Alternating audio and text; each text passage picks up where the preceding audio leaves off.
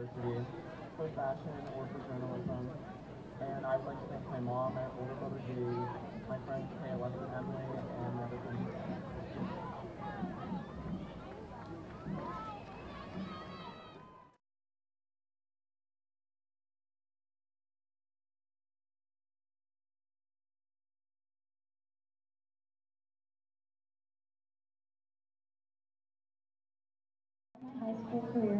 The following is a presentation of CUTV Sports and CUTV Sports 1.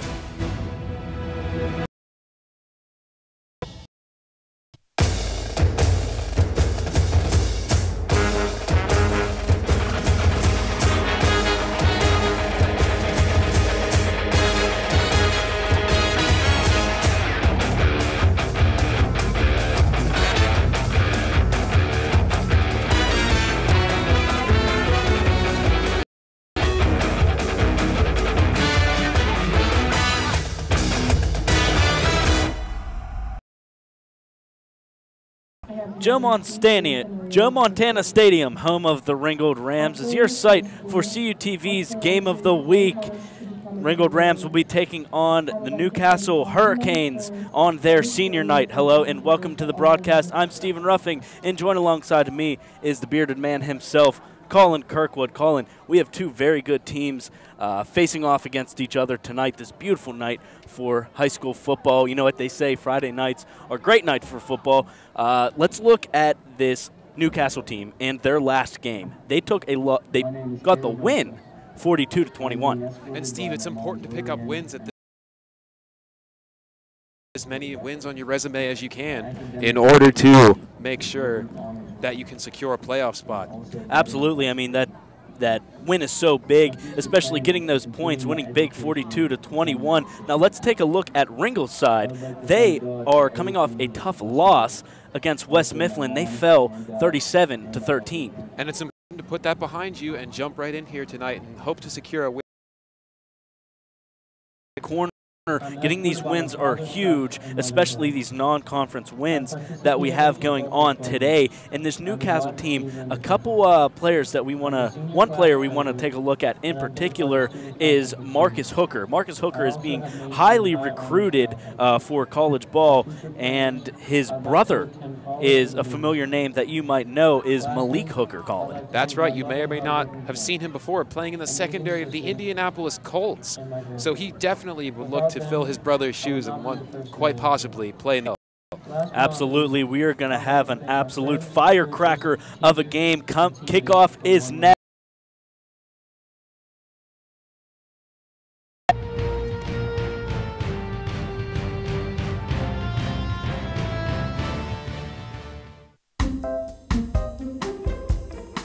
Dylan, what's wrong, man? I just don't know how my family back home in Buchanan, West Virginia can watch our stuff up here. They can follow us on Twitter, or they can like us on Facebook. That's awesome. What about our sports? How can they watch that? They could watch right on our YouTube channel. Awesome, man. Thanks. You're welcome.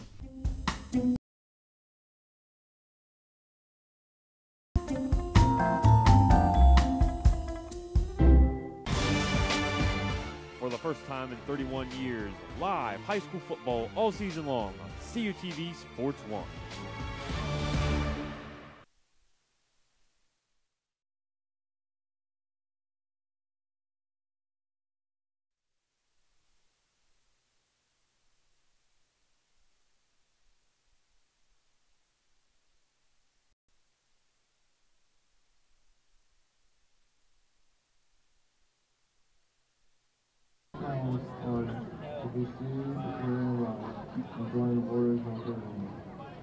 And I would like to thank God, my brother, sister, and my parents. Without them, I wouldn't be the man I am today.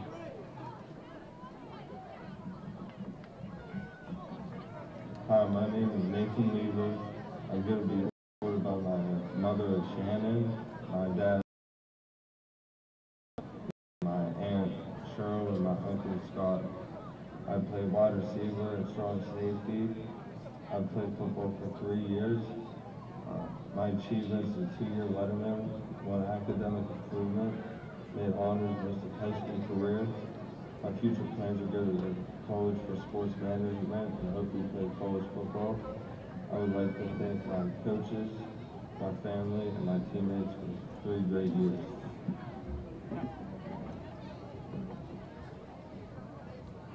Hi, my name is Maxim Majeski, and I'm being escorted by Robert and Patty. I play football and have been for 10 years. The positions I play are wide receiver, tight end, and outside linebacker.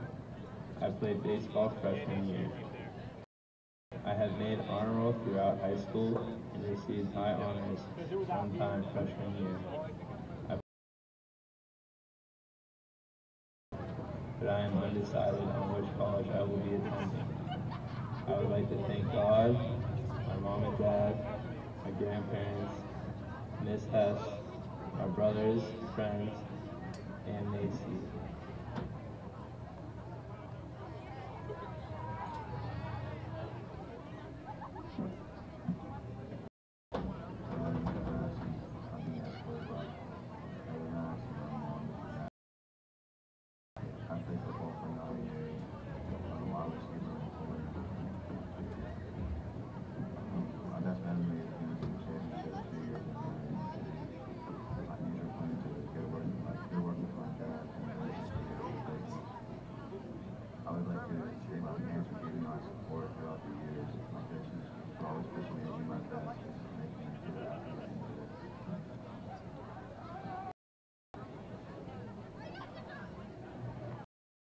My name is.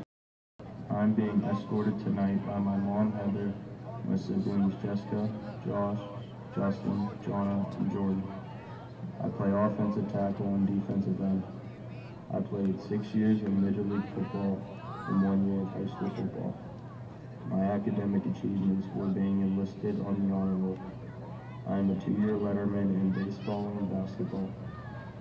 My future is to attend Penn State Fayette for electrical engineering and technology. God for giving me the ability to play sports. My dad for turning me into the young man I am today. My mom for always keeping me and the family on track and giving everything she got to keep us going. My coaches, my friends, and my teachers. Thank you.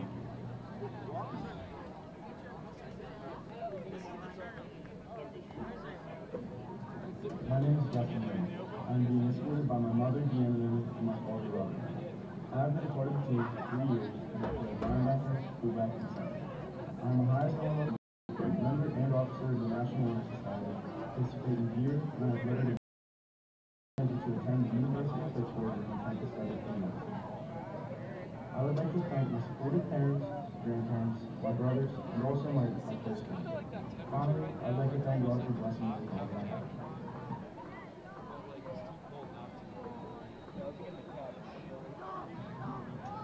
Hi, my name is Jackson O'Connor. I am being escorted by my parents Susan and Matt O'Connor and my brother Brandon. I have been the kicker and punter at Ringgold for 1 year. I won a section championship in soccer in the years 2014, 2015, and 2017. Academic excellence. I plan on attending a 4-year college to study biological sciences and then a 3-year chiropractic school to obtain my PhD. I would like to thank my parents, my coaches, and Bam Small for convincing me to kick.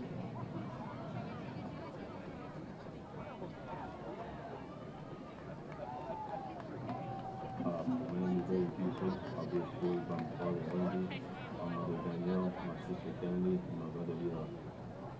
I have played football for about 6 seasons now. My academic achievements include honor roll, and I have lettered my junior year in football.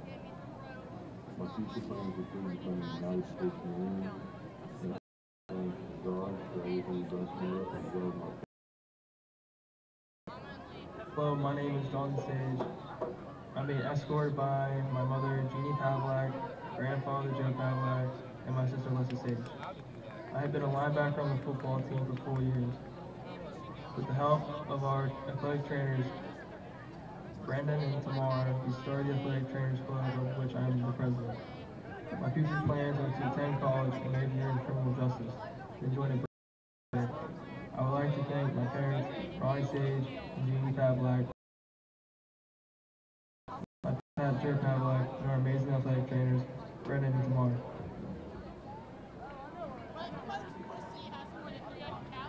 Hello, my name is Dan Small. I'm being escorted by my parents, Lamont and Tiffany Small.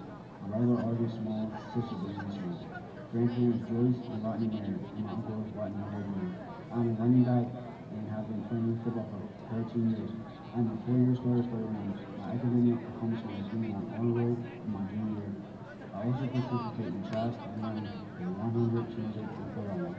My future plans are to follow my football career at a 4-year college and use a physical therapy. I would like to thank God, my family, my coaches, and my close friends, Justin Emmett, Luke Reeves, Jake Dewitt, and Anthony Battlesworth.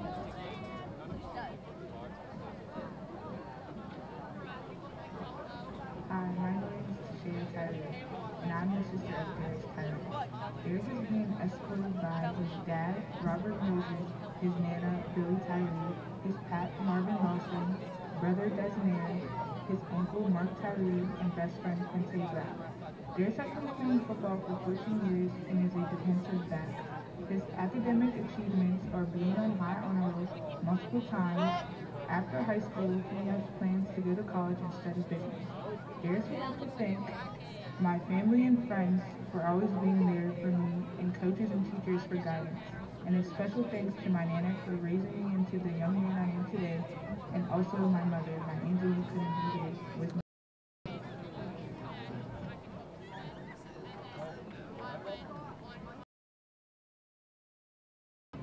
Hello, my name is Henry Deshaun. I'm escorted to parents dressed by my mom. I've been playing football for 9 years. I play offensive tackle, defensive tackle, and I am also a long tackle. My achievements include making the honor roll and lettering in wrestling this year. My future plans are to attend college and study in medical therapy. I'd like to thank God, my parents, and the rest of my family for the endless love and support.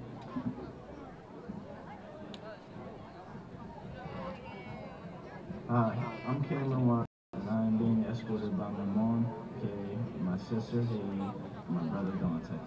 I am for the Ringgold Rams. I have been on the honor roll and am also planning on playing basketball this year. After high school, I plan on entering the workforce and working in construction. I would like to thank God, my mom, and the rest of my family for always being by my side.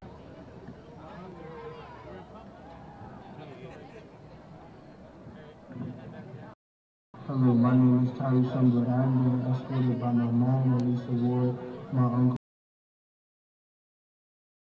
and defensive end. This is my 2nd year playing football for the Ringgold Rams. My football achievements is being an all-conference defensive end. I am currently undecided if I am going to college to play football and study psychology or go straight into the workforce. I would like to thank my mom and my uncle Elgin for always pushing me to do better, and I want to thank my sister Claire for always being by my side through good and bad. Congratulations, Ringgold Band, auxiliary, cheer, and football seniors. Best of luck to you in the future.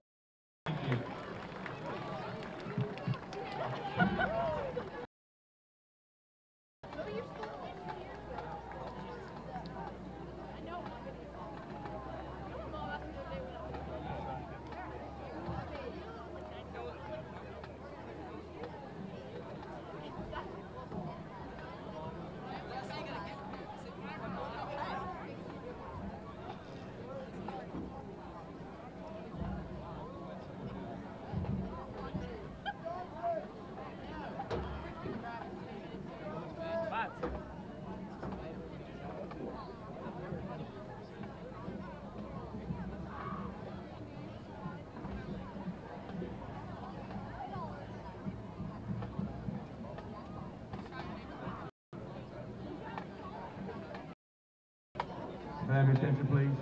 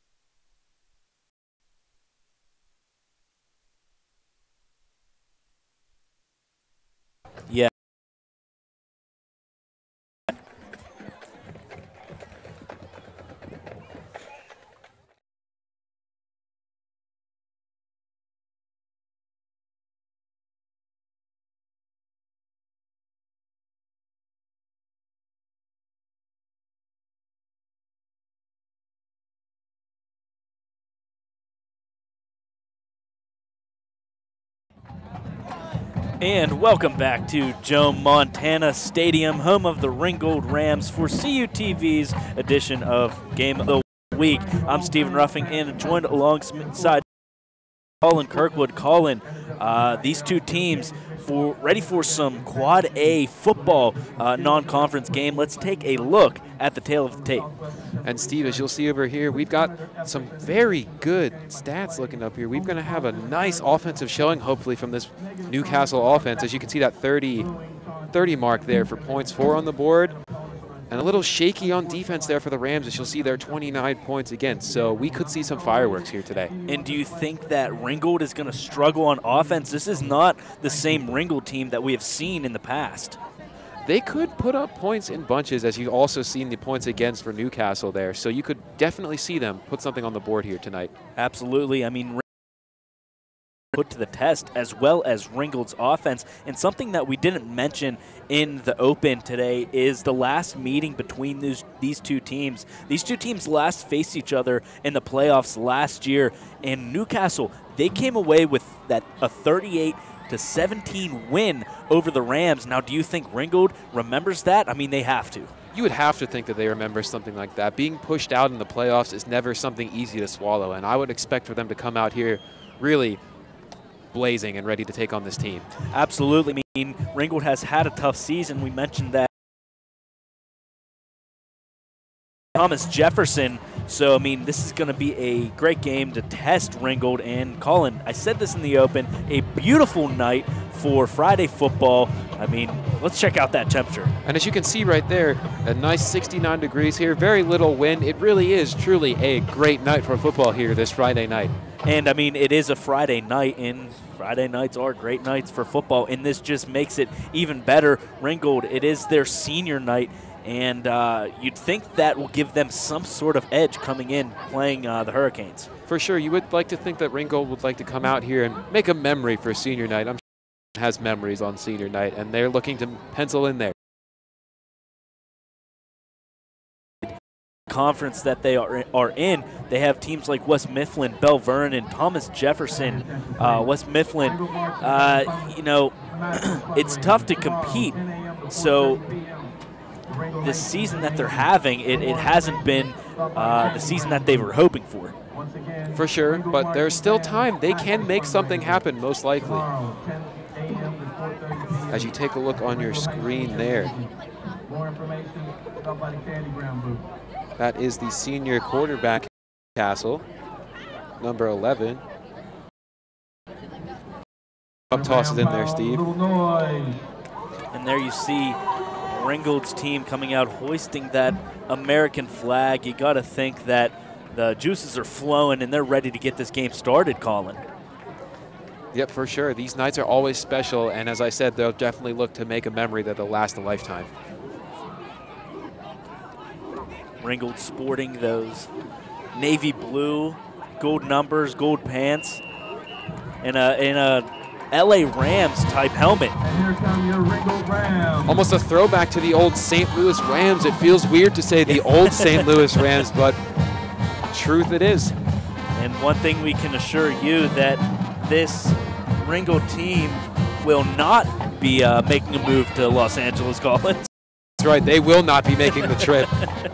Or to St. Louis as well. And I'll tell you what, Newcastle Hurricanes sport a nice.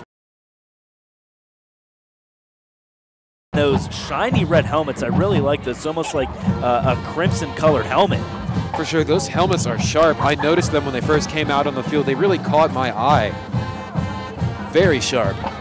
And this one should be getting underway anytime soon. There's still a lot of senior night festivities going on. There's balloons flying everywhere. There's big old balloon numbers in the faces of the fans. I mean, you could tell that this crowd is into the game. It's a pretty good showing. A lot of people are here supporting their Ringgold Rams. And it's always nice to see a community come out and support the team that is housed. It's a really nice touch. As everyone is calling Joe Montana Stadium, an alum of the Ringgold High School. They had the had the stadium named after him just quite some time ago, a few years ago. But it's great. It's someone's such a big name like that to have a stadium named after him. It's pretty cool to have an alumni like that. Yeah, it has to be inspiring to be out there on the field and look up at that board and just see somebody of that greatness that went to your school. That really proves that if you want to be great, you can, no matter where you come from. Absolutely. I mean, it keeps those hopes alive because every one of these kids, they come and step out on this football field hoping to do just that. They want to make it to the bowl and the level after that. And what kind of inspiration most legendary quarterbacks to ever play the game. For sure, Steve. It's definitely a treat to be able to. He also has a bridge named after him, too, two. if I am certain. Two bridges. Two bridges. So his name is quite popular here in his home area. As the coin flip has come to an end, we'll see which team will be receiving, team will be kicking. Are calling. For sure, Steve. A great night for football, always Friday. Absolutely. And here we are. If it's a Friday, it's a great night. And we're most likely there, too. Yeah, absolutely. And a little something for you. This is our second to last high school football game. It's weird to say.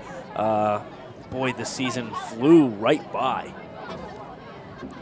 As Newcastle Hurricanes will be receiving it for the first half, the Ringgold Rams will be kicking off to their opponents. Deep for the Hurricanes, Freddie Soto and Dante Burnett. It's going to be number 34, Jackson O'Connor, kicking it away for Ringgold.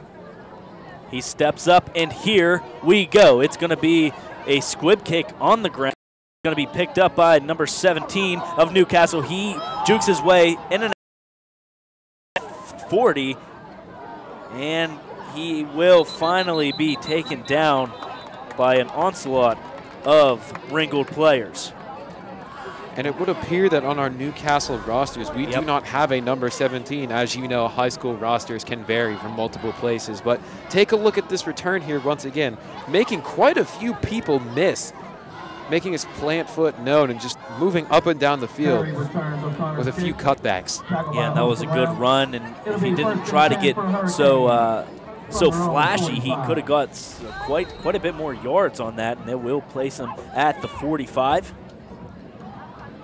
Marcus Hooker out there for Newcastle. He's going to take the quarterback position. It's going to be an option. It's going to be a handoff. They got 4 yards on that run play. And getting your run game started early. A nice about 3 to 4 yard run here gets the offense up and moving here. They're going to give them 3. It's going to be a 2nd and 7 on the 48-yard line. From their own 48. Drew Cox goes out for Newcastle as a substitute, comes in. Marcus Hooker is going to take that quarterback position. You have to imagine he's going to be going on the ground. He has 2 side cards, one to his left. He does take the ball himself, gets past a few Ringgold Rams, finally is brought down, and he might have lost a yard on that play. And the ball did pop out there when he hit the ground, but it looks like they're going to call him down. Yeah, it's tough when all those players. As you'll see it again here. Looking out, making a few people miss, and then he hits the ground, and then you can see the ball. But it does look as if he was down. Yep. And they're going to give him a gain of nothing on that play, a 3rd and 7. Still the ball on the 48-yard line. And we're moving, a minute and a half gone of this game. Marcus Hooker, the quarterback. 2 receivers to his left and 2 to his right. They're going to keep it on the ground. He's going to hand this one off. He gets to about the 51. Not enough for a first down. Though. And Steve, defense taking a look at this run here once again. You might think that Newcastle could be setting you up here, maybe to draw you in on a blitz and then expose you down the field. And it looks like they're going to stay on the field. And they will. They're going to go for this 4th and 3. As there's going to be some confusion with the referees. And we'll see what exactly is going on down on the field. one right back underway. Marcus Hooker has two men to his right. One side card to his right. He's going to keep it himself. He's going to run. He's going to try to get past that Ringgold defense. Picks up about maybe one or two. And I think this one's going to be a turnover on downs, and it is. Yes, as you can see here on your screen, a good effort to push up the middle of the field, but ended up just a few yards short. Just a few yards short indeed. Ringgold Rams have their first chance on offense now. But before that, we're going to look at the Big 9 conference that Ringgold is participating in. And you see Bell Vernon is at the top. And as you said earlier, Steve, this is definitely a difficult conference to compete in, as Bell Vernon did clinch the conference with their undefeated record. But we're going to jump right back into some football action. Oh, maybe not yet. As there's going to be a timeout called. It's going to be a timeout. That is their first. The first timeout for the Ringgold Rams. They have two remaining. And Colin, so far this game off to a pretty slow start. And it's quite a difference from last week, Steve, as we watched California on the ground really eat up that clock quickly. So it's going to be a change of pace for us here tonight. Absolutely, and we'll see. This is Ringgold's first chance on offense tonight. We'll see what they will throw at Newcastle or what they will run at Newcastle. It'll be first and 10 for the Rams. First and 10 from their own 47. It looks like they're going to keep this one on his. He has two receivers to his left in the I formation. And this play will be stopped once again.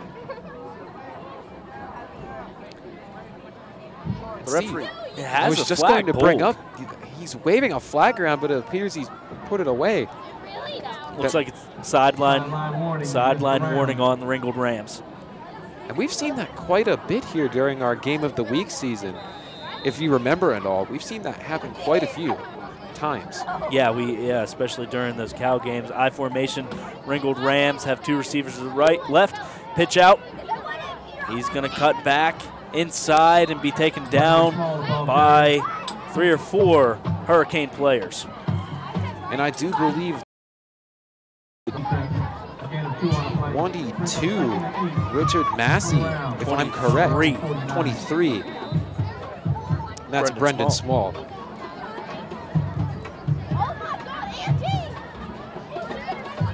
And Steve, we're still in the feeling out process of the game here. These two rivals, not necessarily, but opponents are really feeling each other out. He's going to drop back. He finds a receiver. He puts his shoulder down, not enough to pick up the first down, but does get a nice chunk of yards on that last throw. And that's number 8. The tight end pulling that in across the field there to set the Rams up with a 3rd down. It's going to be Maxon Masajewski. It's from Caleb Eisel, quarterback for the Ringgold Rams, the senior quarterback. It's going to set up a 3rd and 2, ball on the 45, I formation. Eisel hands this one off, and he finds a hole right up the middle, and he gets down with a first down and much, much more. And Brendan Small took a little bit of a pop here, as you'll see in this replay, right on the helmet, but he does a good job of continuing to push forward. Looked like he got a little rattled on that contact, but he kept his feet moving before finally falling, picking up the first down.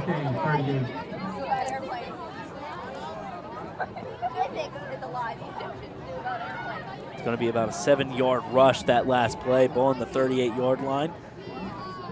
First down, it's going to be Smalls again. He finds his way outside. There's going to be a flag called, and he gets to about the 30-yard line.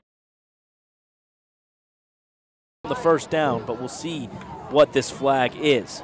Steve, I would venture to say that this is going to be a holding call on the Rams. And it will be. It's going to be holding on the Rams. This one's going to come back. Normally when you see runs like that pushed out forward, that's normally the culprit to getting so open. Naturally, as you see Smalls there, and there's that holding right there. That's going to be on number 55 of the Ringgold Rams, Austin Wagner.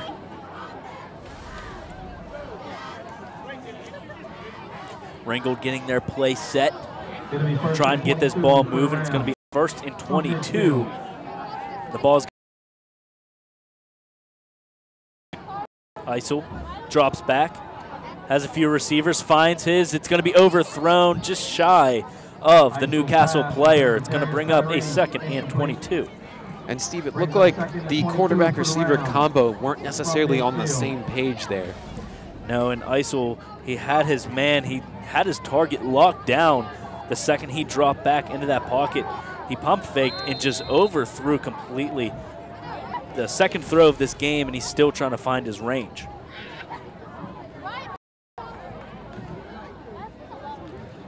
There's going to be 4 wide receivers out for the Rams. Isel puts a man in motion.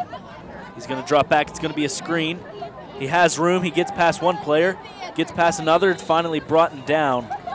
It's going to be just a gain of 2 on that last run, or that last pass. That was number 1, Darius Tyree, pulling that one in. And he had a little bit of trouble pulling that one in as he kind of fumbled it around a little bit before he locked that down. And if he could have got full hands on him, he gets a quicker jump and gets past those 2 defenders that were rushing him. 3rd and 19. It was actually going to be a gain of 3 on that last play. Not many plays to draw up for a 3rd and long like this.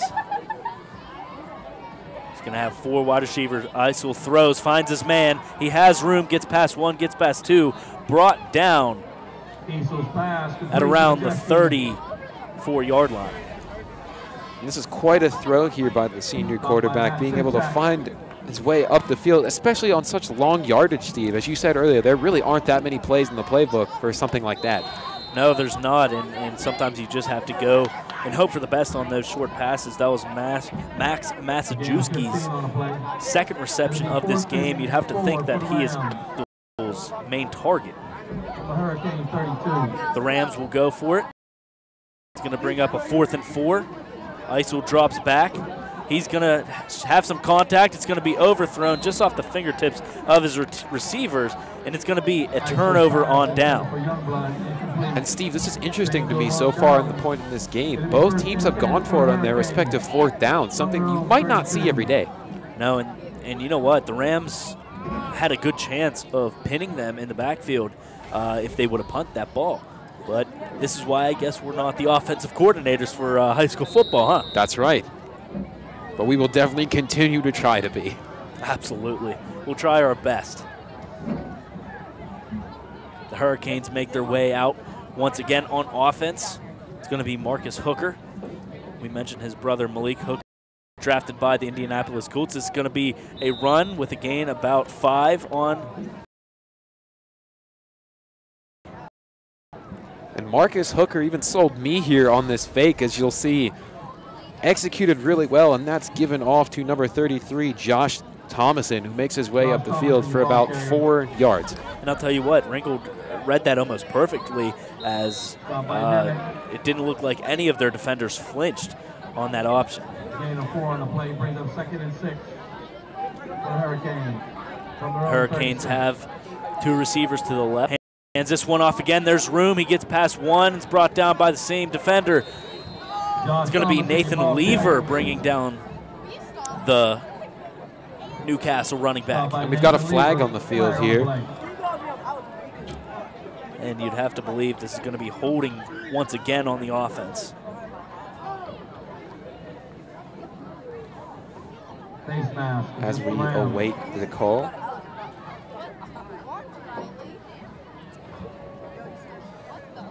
Looks like we're going to have a face mask called on Ringgold here. And you know what? That kind of threw everyone off. If we take a look at the replay here, there's a lot going on, and yeah, that the Ringgold man, number 5, Nathan Lever, did get a hand in that face of the running back. And that can't feel good, having your neck Absolutely twisted that not. way moving forward. Marcus Hooker hands this one off again. There's going to be another flag thrown. It's going to be a pickup of about 1 on that run. As we once again await the decision. And you know what, Colin? Doing these games week after week, you got to just expect these flags. I mean, last week California. It was flag after flag. It really was. There was no way around it, as that one is going to be a.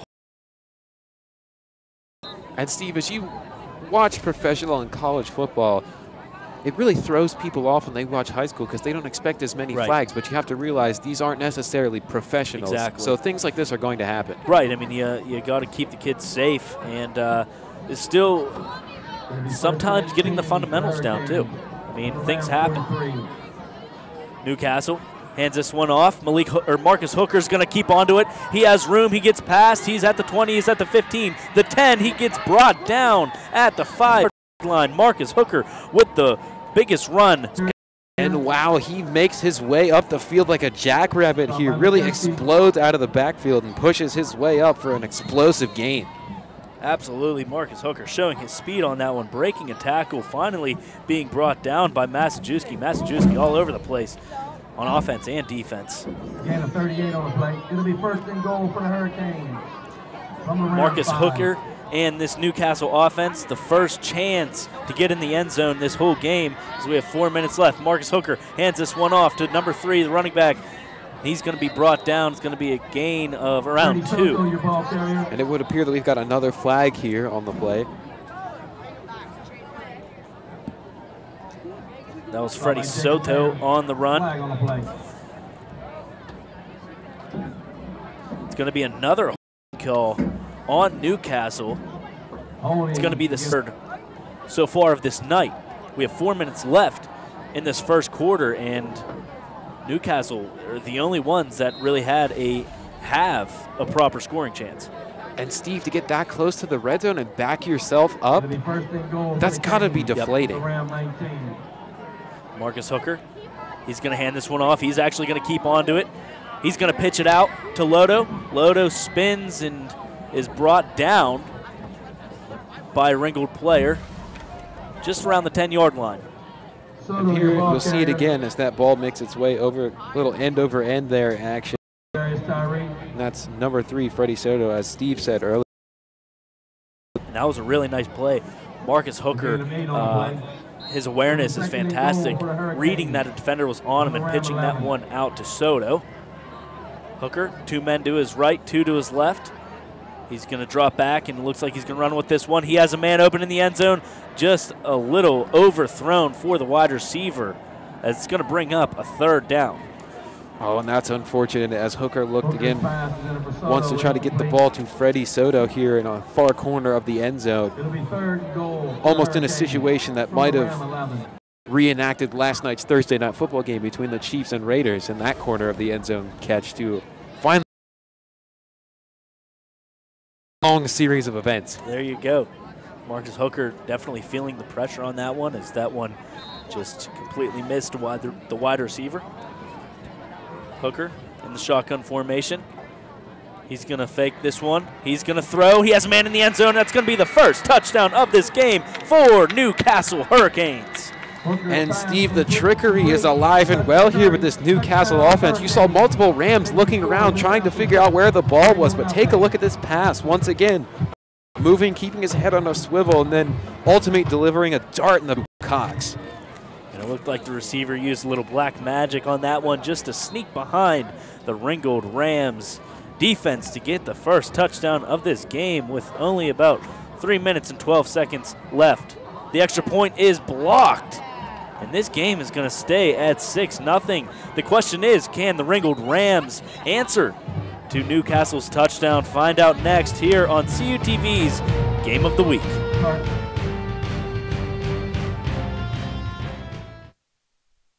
Friday Night Lights shine on CUTV.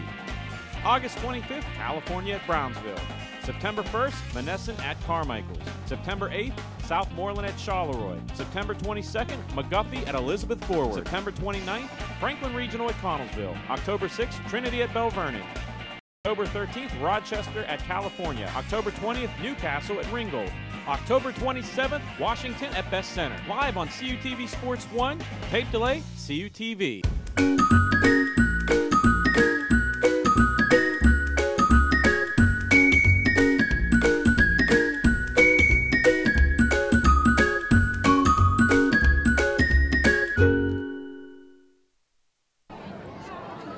And welcome back to CUTV. Newcastle just got the first points onto the board with an explosive play from their offense, making this game 6-0. That extra point was blocked. Now Ringgold has a chance to answer and even possibly take the lead. And this kick is away. Their kick onto the ground, and he's just going to fall to his knee. In pretty decent field position, as we're going to take a look at that touchdown once again. And as I said, Mr. Hooker making his best attempt at a Joe Montana here, finding number 13, Drew Cox, in the back of the end zone to get the first score of this game. And Colin, you said it best, that trickery really coming out to play in this game, almost teasing this Ringgold defense. And that's a powerful tool if you can master it on the football field, Steve. Absolutely. I mean, you can have this defense all over the place if you can master those kind of plays. Eisel for the Rams offense hands this one off. He's going to be stuffed by several Newcastle Hurricane players. And it looks as if Ringgold is going to commit to the run here this evening, as we see multiple run plays.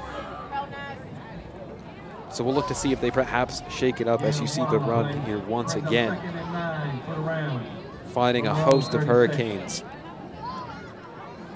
to no avail.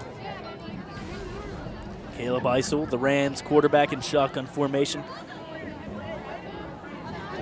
He has Small to his right. 3 receivers. He's going to hand this one to Small. Small powers his way through. He's still on his feet.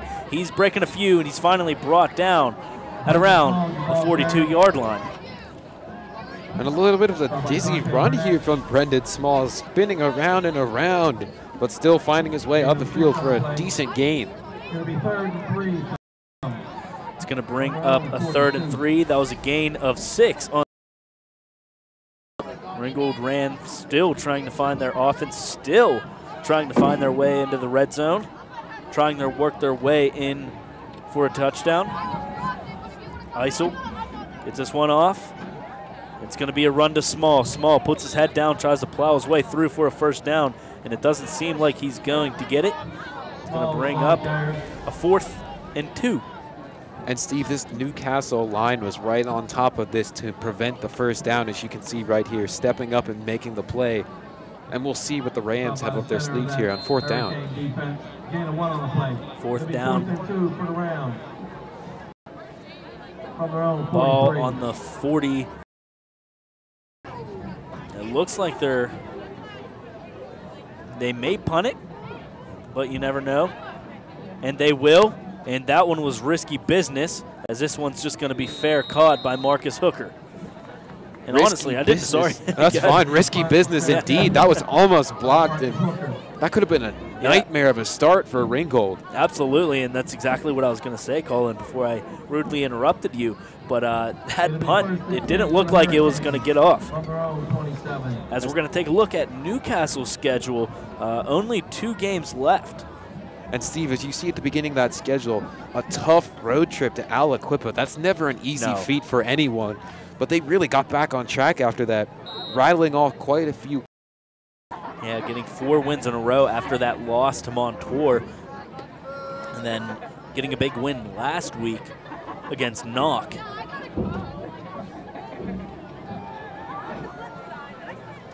Newcastle gets their offense set and back onto the field. Marcus Hooker hands this one off. It's going to be a good gain by the Hurricanes running back, getting about 7 yards on that run. And again, Josh Thomason is back at it, pushing his way up the middle of the field, really exposed. And Colin, you know what? You mentioned it, and you might not have realized you mentioned it, but this Newcastle team, you might have said it about Ringgold's team, setting them up for a blitz, but I think Newcastle's doing this right now, is keeping that ball on the ground, and then once they read that blitz, they go through the air. This one's going to stay in Marcus Hooker's hands. He's going to put his head down, try to plow through multiple Ringgold Rams, but it's going to be brought down just short of the first down. And Steve, when you have such... And the first quarter is just about to expire on us here. 3-2-1. And that will do it as both teams have 6-0 lead over the Ringgold Rams. Stay tuned with us for some second quarter action right here on CUTV. CUTV News Center is California University of Pennsylvania's award-winning student television newscast. Your source for live, local, late-breaking news. Forecasts from the CalU Weather Center. The region's latest entertainment news. Vulcan sports highlights and regional scoreboards with television news coverage you can't get anywhere else. Watch it live Thursdays on CUTV and on demand. CUTV News Center, online all the time.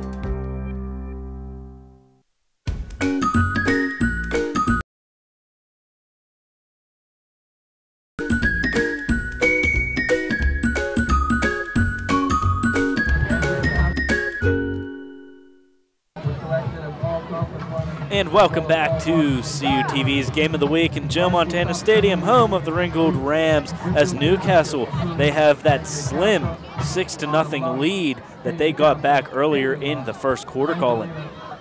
And we still have... As there's some people on the field, and they're trying to get this game back underway. Hopefully Newcastle doesn't send this ball deep, because there is some people on the field right now about that 10-yard line. Yeah, I was a little confused by that.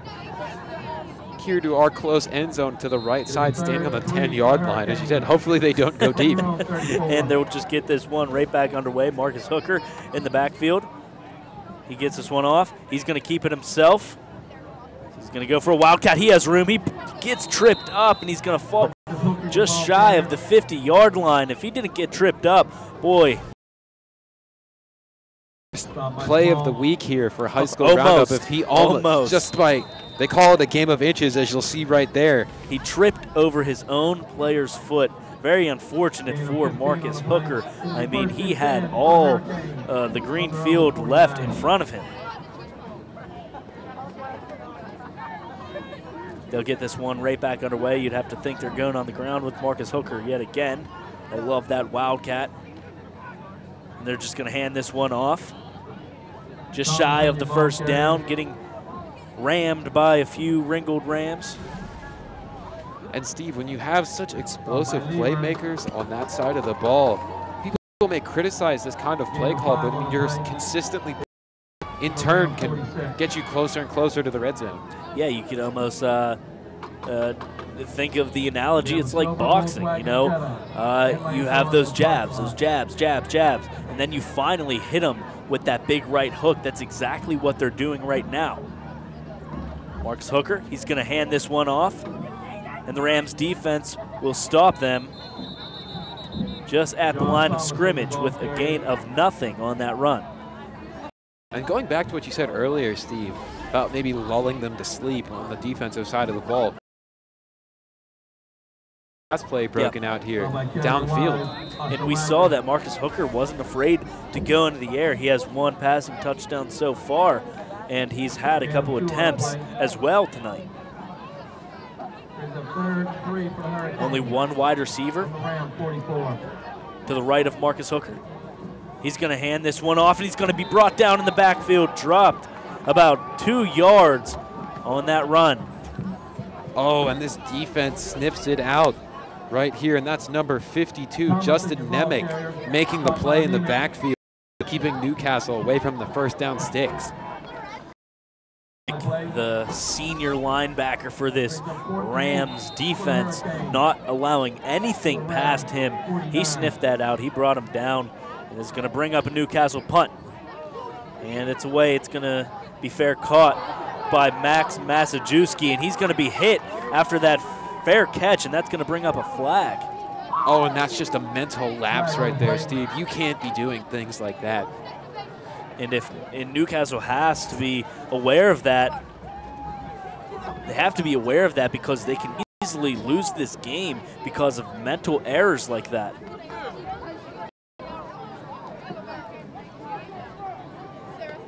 And the referees still have a lot to discuss about this play, as there's still a lone flag sitting around the 20-yard line.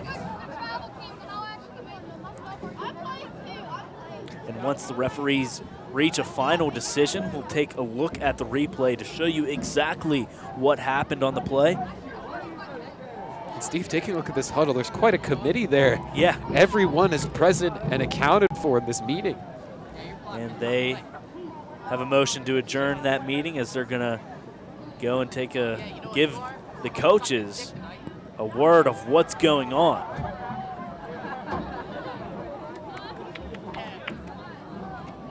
That's Ringgold. Coach Nick Milkovich having a word with the referee. He wants to know exactly what's going on. And I'm sure everyone in this stadium wants to know what's going on, as this game is at a standstill right now. And there is going to be a penalty on Newcastle. We'll see where they put this ball, as we're going to take a look at the replay calling. And here's that call once again. It's going to be fair caught.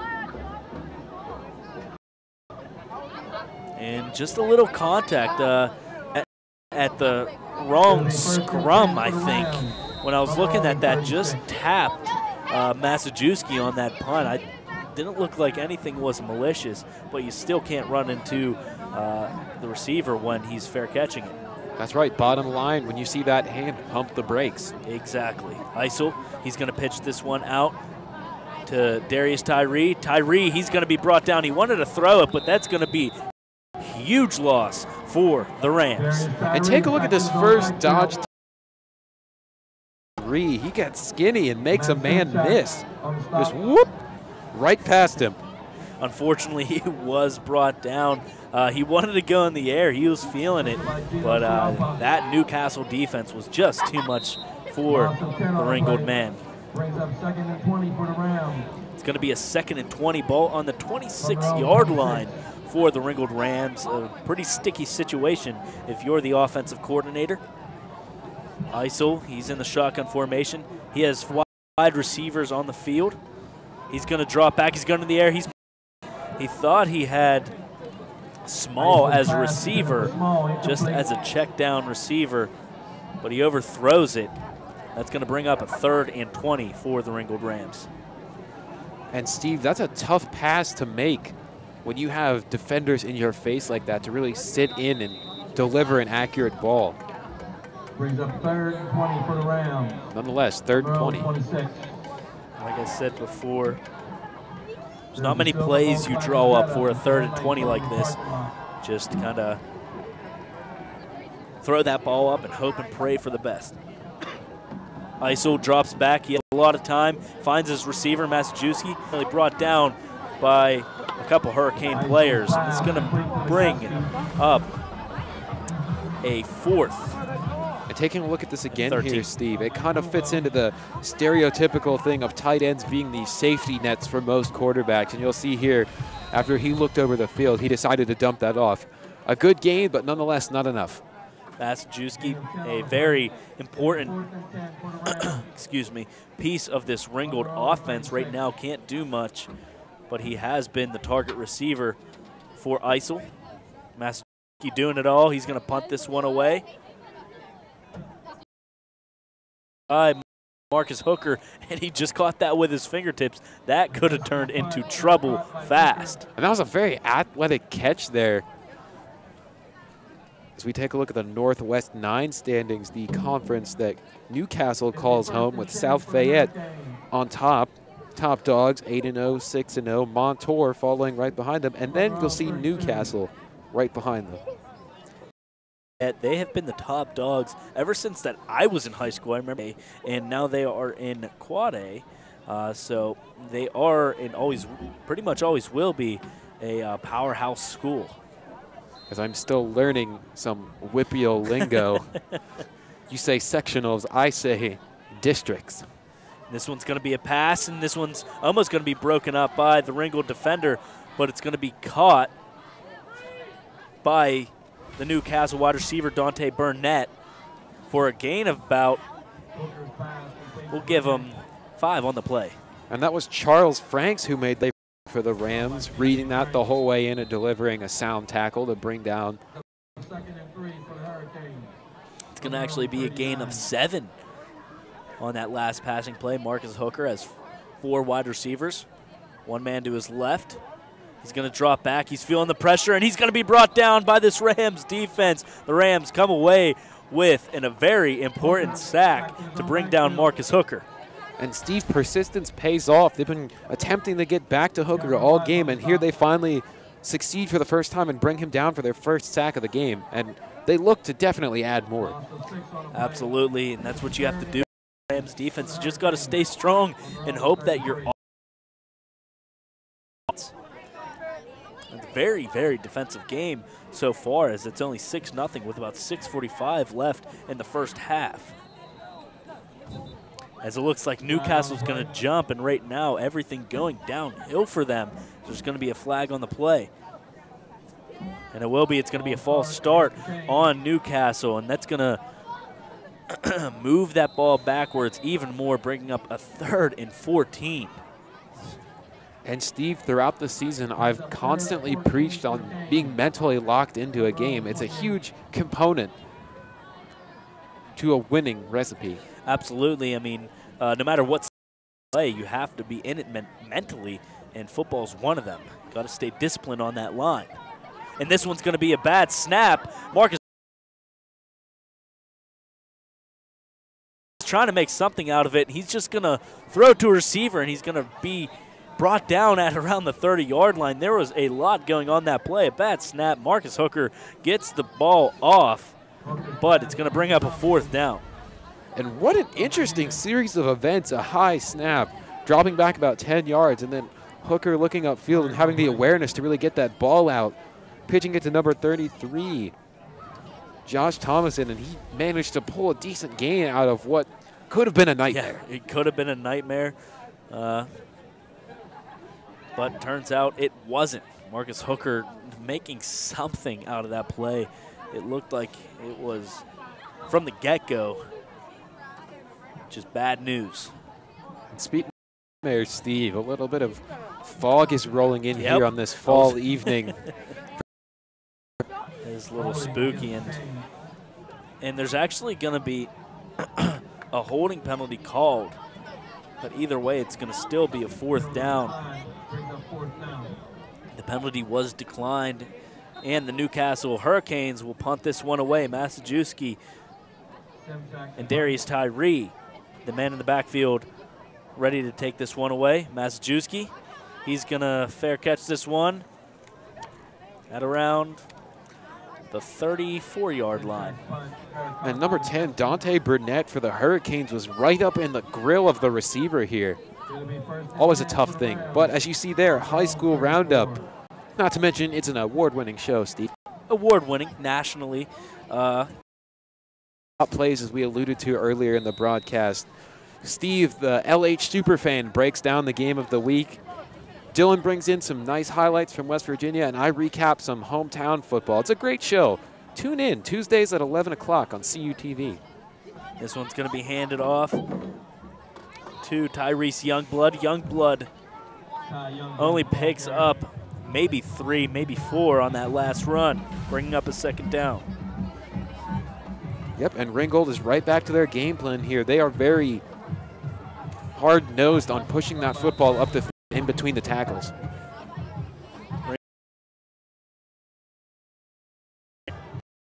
As they've only got past the 50-yard line maybe once or twice in this game, but their defense, boy, have they been strong on the field.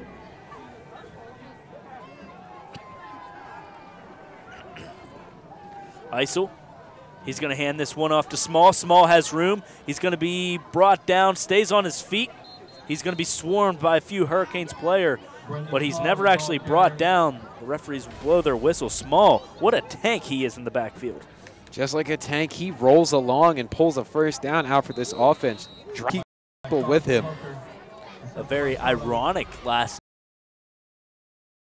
Ringgold running back Brendan Small. He's everything but that. Everything but, indeed. Isel. Brendan Small in the backfield. 3 wide receivers for the Ringgold Rams. And Small did pick up the 1st down on that last play. Very impressive running. It's going to be handed off to him again. He's going to run outside to his right. and he's going to pick up 5 on that running play. And I hope you've got a replay of this nasty stiff arm that he dished out. We indeed do. Take a look at this. Field. He dishes out a strong left hand and says, "No, sir, I am not interested in what you are selling."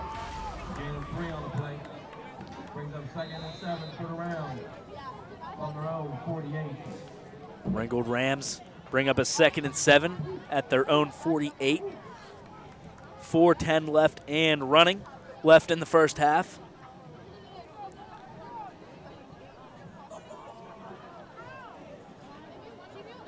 It's going to be 2 wide receivers out there for the Rams. This one's going to slip out of the hands of Isel. Isel picks it up. He's going to run with it, and he might lose a yard on that play. And Steve, I'm seeing this happen more and more in this game. Chilly nights, maybe the hands aren't totally warm, something along like that, as you see taking a little bounce and sitting pretty for this Ringgold team, not really rolling far enough back to the point where they could get back to the line of scrimmage. And anything could play in a factor in these high school games, especially the cold hands, and it might have came in effect there for Isel. Isel has 2 wide receivers to his left, 1 to his right. He's going to pitch this one out to Masajewski. Masajewski puts his head down, fights his way through the Newcastle defense. Almost first down. We'll give it, call it at about a 4th and 1.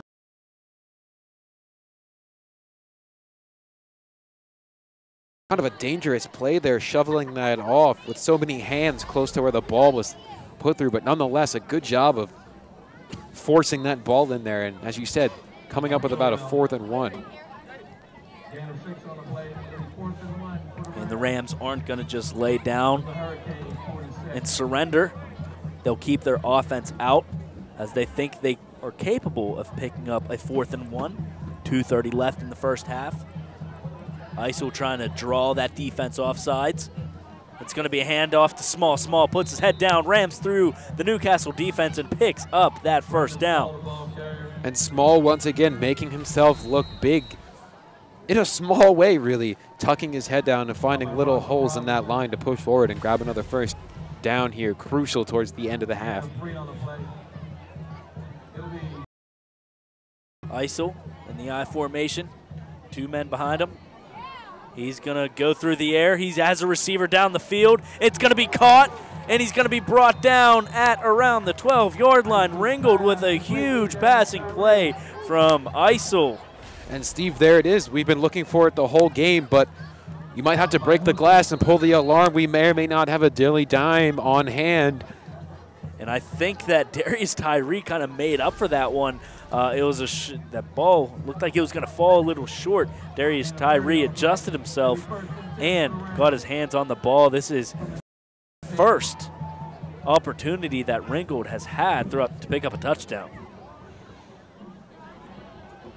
This one's going to be a run, and it's going to be a loss of about 3 on the play. I thought that was indeed a fumble, and it looks like it was. As you'll see here, the ball pops out, but Small does a good job of almost crawling up the field and pulling that one back in.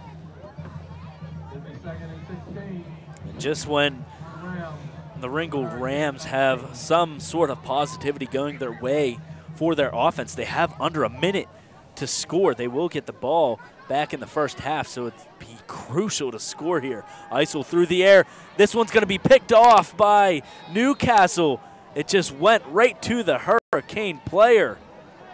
And Steve, that Freddie Soto, we've mentioned him a couple of times on the offensive side of the ball, and here he is making a play on the defensive side. And he was immediately hit by the Rams player. Isel just kind of misguided that pass to his receiver and threw it straight to a Newcastle defender. And Steve, I'd like to point out that if you look at that replay, there was really nobody there. But in the meantime, we're going to tease one of the big 3 parts of our interwebs success at CUTV_PA on Twitter, and we have lots of great stuff that you can catch on there. Absolutely, that's where we put all of our links to the games. That's where you can the YouTube links to all of our content that we post. So it's a great middleman. And we all love social media. We all love Twitter down at CUTV. Some of us might like Facebook a bit more, but we'll get to that later. Marcus Hooker in his own end. He's going to keep this one. He's going to go outside. He has some room. He's going to be dragged down by the Rams defense, picking up only about 3 to 4 yards on that run. And Steve, this is a dangerous place to operate. The shadow of your own goalpost creeping up your back. But nonetheless, a good job of pushing up the field and known, I guess, absolutely. on that side of the ball. Under 20 seconds left. The Hurricanes have to hurry this one up. You'd have to think they're going for a big pass, or maybe they just let this clock run out.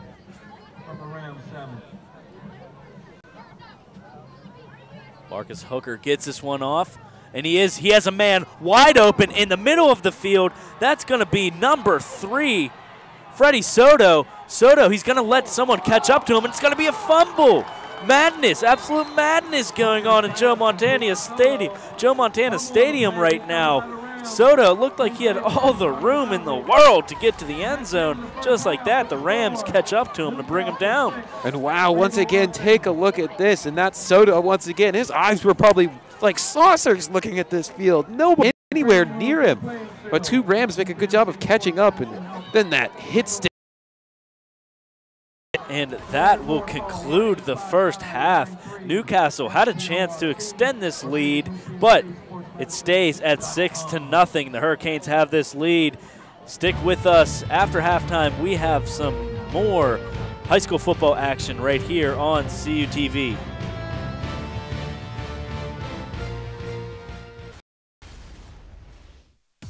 Save preset 1 for Cal U's best music everywhere. This is 91.9 WCAL Power 92.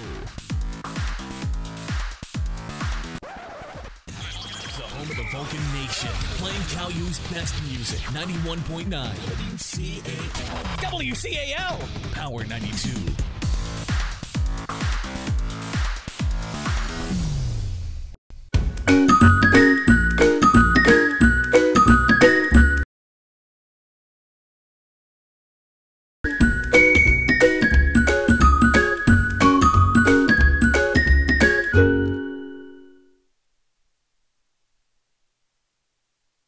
Since 1937, the Student Association Incorporated, known as SAI, has served the Cal U student body by providing activities, programs, and services. Every enrolled student has the ability to join over 125 different clubs and organizations.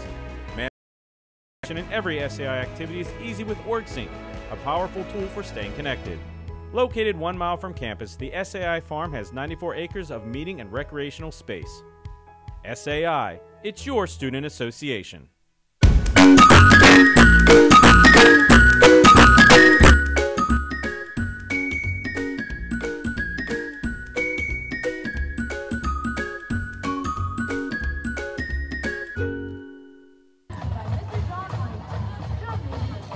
And welcome back to CUTV as we have the performances of the Newcastle Marching Band as well as the Ringgold Marching Band. And so sit back, the performances of these 2 high school bands.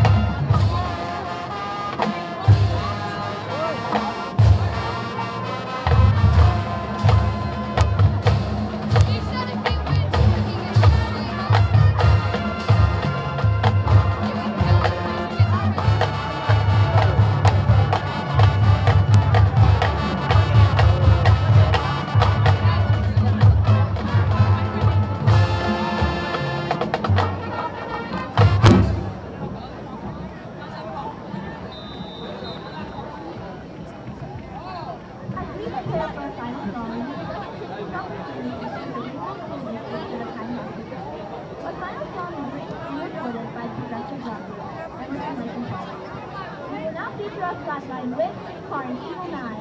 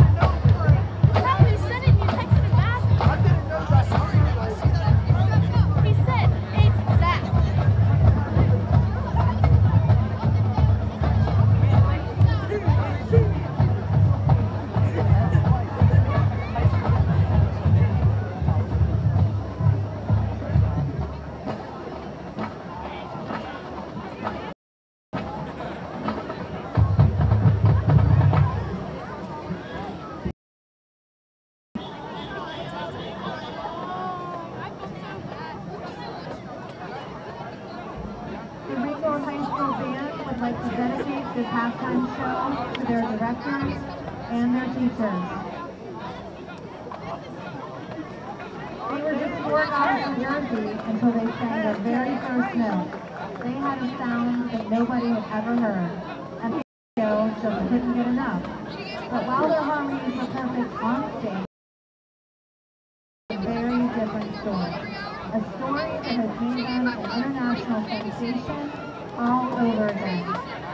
Please welcome the 2017 Ringgold High School Marching Band as they perform music from the Jersey Boys, conducted by drum majors Rachel Funkel and Sophie Burkholder.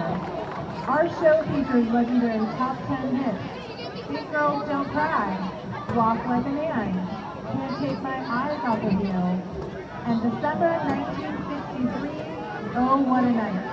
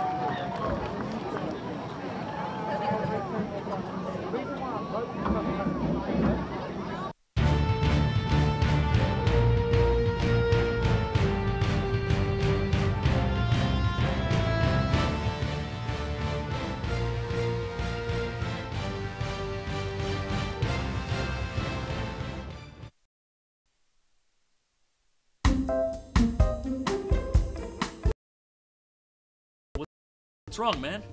I just don't know how my family back home in Buchanan, West Virginia can watch our stuff up here. They can follow us on Twitter, or they can like us on Facebook. That's awesome. What about our sports? How can they watch that? They could watch it live right on our YouTube channel. Awesome, man. Thanks. You're welcome.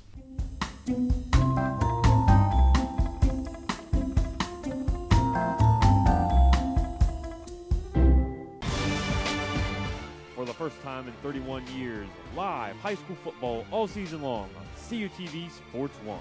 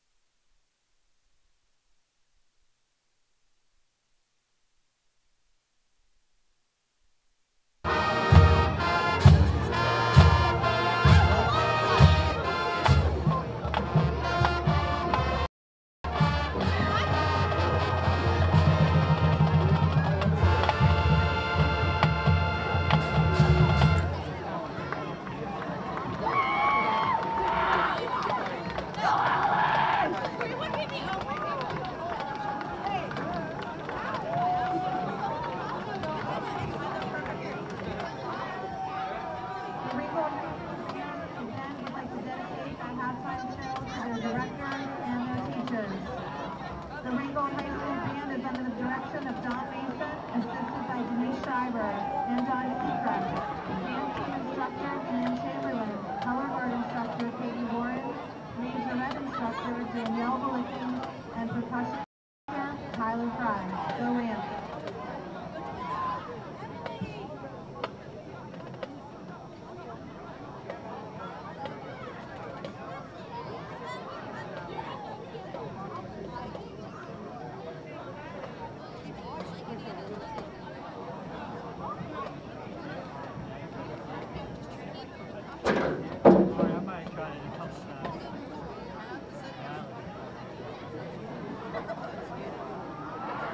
Can I have your attention, please? I have the number for cheerleading basket. Once again, I have the number for the cheerleading basket. Red ticket, 53957. Once again, report down to the concession area. 5394857, red ticket.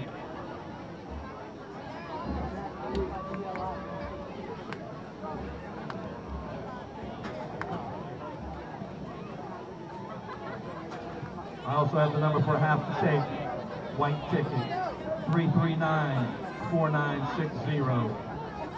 Once again, half the take, white ticket, 3394960. If you have that number, please report to the concession area. Collect your winnings. 3394960, white ticket.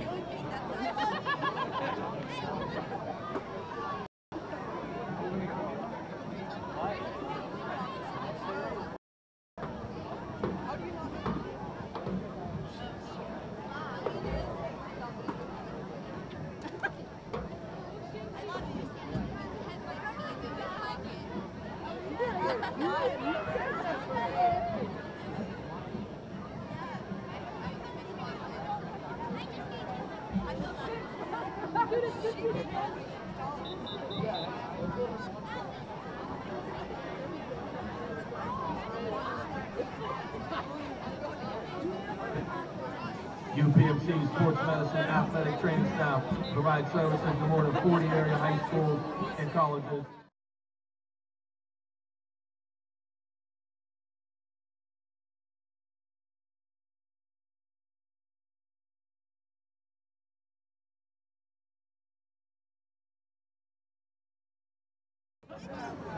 And welcome back to Joe Montana Stadium in Ringgold, home of the Ringgold Rams. We have Newcastle up 6-0 over the Ringgold Rams. Welcome to the second half. I'm Stephen Ruffing, and alongside of me is the man, the myth, the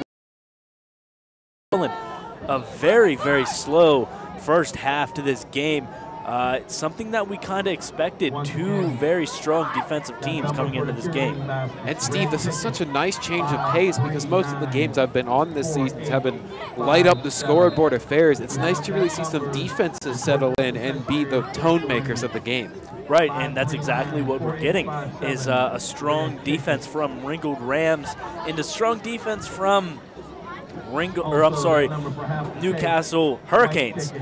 And, you know, both teams kind of struggling on offense. There was that Newcastle touchdown in that first half, but ever since then, we've only seen maybe one or two chances for both teams to score and put more scoreboard. Yeah, we've seen a couple of attempts by lack of concentration, I guess would be the best way to put it. A couple of balls over the heads of quarterbacks. But take a look at that hit there. Goodness. And that was great recovery from Max Masajewski. And here's that play at the half where so close yet so far from the end zone. Just about, and then taken down. Ball popped out, but nonetheless, it was the half. Right, yeah, it was the end of the half, but I mean, an absolute scoring chance from Soto. But nonetheless, there you go, calling our CUTV schedule. That's right. And can you believe it? One game left. Yeah, I said this in the beginning of the broadcast. This season flew by. It was there and it was gone in a blink of an eye. We have Washington at Beth Center next week, October 27th. That should be a good one. Washington, that first place spot, Beth Center, very close to them in the conference. So it should be a very, very good one. I'm pretty excited for that one, Colin. Yep, and tomorrow we've got a trip on our hands tomorrow, Steve, nonetheless. And head on up to Erie for California Gannon. And it's going to be an early start, Colin. 5 a.m. I think we should be departing from Cal. It's gonna be a long one. Yeah, it's very rare for people to see me at that time of the day. Normally I'm asleep, so are you. So It's going to be a long but fun day. Yeah, I agree. We will be making that trip up. California, they do take on Gannon. You could watch that game live, hopefully live on CUTV Sports 1. And of course, watch the rebroadcast later in the week. But it should be a good one, as both teams make their way back out onto the field, eager to start the second half. And Colin, do you think we'll see a different second half than we did in the first? Well, I would like to think that the tone is set right now. It's going to be a defensive battle, and just from my personal view, I hope that it doesn't change because I really enjoy defensive football. Yeah, I mean, this is some classic high school football. A low-scoring game, high defense quality. So we'll see if that's what we get in the second half. Braden Cartwright for the Hurricanes. A short kick picked up, dropped, and then just falls to the ground with it. It's going to still put some pretty decent field position. And Steve, from special teams, there have been a lot.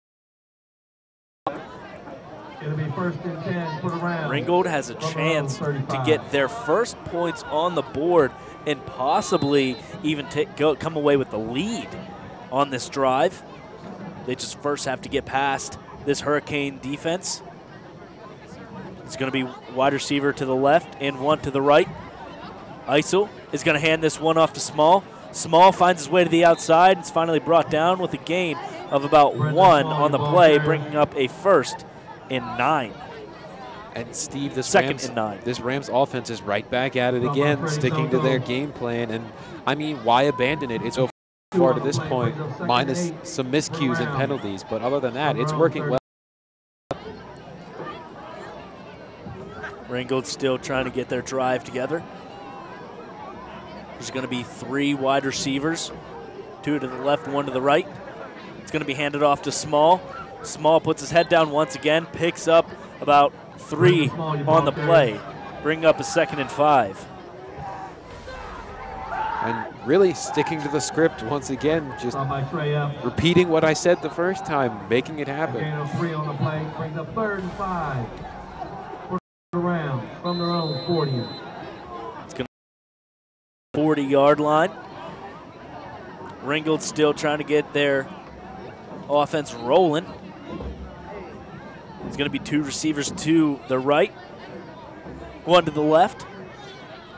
Isel is going to drop back. He's going to go through the air. He's feeling the pressure. He hands it off, and he's going to be brought down, bringing up a 4th down. That's going to be a loss of about 5 on the play. And perhaps maybe they're making me eat my words here. Maybe they should change up the game plan, maybe head back to the drawing board. And that's going to bring up a 3rd, or a 4th and 12 on the play. Brings up 4th and 12 for the round. They're going to just punt this one away naturally, as you would assume. Marcus Hooker is the man to receive. This one's going to be blocked. You saw that one coming. It's going to be picked up, and it's going to be brought down at the 20. Away. And Steve, that's the danger of a rugby-style kick like that. It takes a little bit of time to get off, and as you see here, it comes back to bite them. Absolutely, he just runs to his right, and the Newcastle man was right there to get both arms on it and bat that one away. This is going to set up for some pristine field position for the Hurricanes. Flag on the play. There's going to be a flag on the play. Unsportsmanlike conduct against the Canes. It's going to be unsportsmanlike conduct against the Hurricanes, and just like that, you had some grade A field position, and now you're backed up to about the 39-yard line. And unfortunate for them. Absolutely, you just have some really fantastic field position. Now you're backed up. Marcus Hooker trying to make something happen, but there's going to be a flag on the play. Flag on the play. It's going to be a false start on the Hurricanes. And flags, flags, flags. It's going to put the Hurricanes back to the 45-yard line. And back they go. I feel like I'm calling a home run derby saying back so much, but that's been the theme for them so far tonight, and the teams just as well. It's going to be back to the 39, 1st and 15. Hooker drops back, lets this one go, check down receiver. He has room. He makes his way down the field. He's at the 10, and he's knocked out of bounds. Just like that, Newcastle is right back into scoring position. And take a look at this jump throw here by Marcus Hooker. Really springing up there and getting over that line to see the check down and dumping that one off. So that way, Thomason can make a huge gain up the left side and put them into the red zone. And Marcus Hooker felt some pressure, found his receiver, and they got into some pretty decent field position as they're going to be on the 14-yard line. It's going to be 1st and 10. Hooker, he hands this one off. He has a hole. He's into the end zone for a Newcastle touchdown. And that's number 33 once again, making his presence felt on this drive. As you'll see here, he takes that handoff, just takes that easy hole right down Main Street and puts a 6 up on the board for the Hurricanes. Has enough room, all the room in the world to get to the end zone. 12-0 pending this extra point. The extra point was blocked last time. Going to be Braden Cartwright with the kick. The kick is up. The kick is good. Newcastle Hurricanes have a 13-0 lead over the Ringgold Rams. Can the Ringgold Rams come back in? Out next here on CUTV.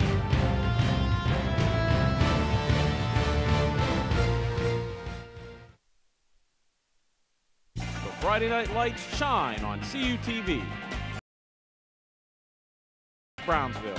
September 1st, Monessen at Carmichael's. September 8th, Southmoreland at Charleroi. September 22nd, McGuffey at Elizabeth Forward. September 29th, Franklin Regional at Connellsville. October 6th, Trinity at Belle Vernon.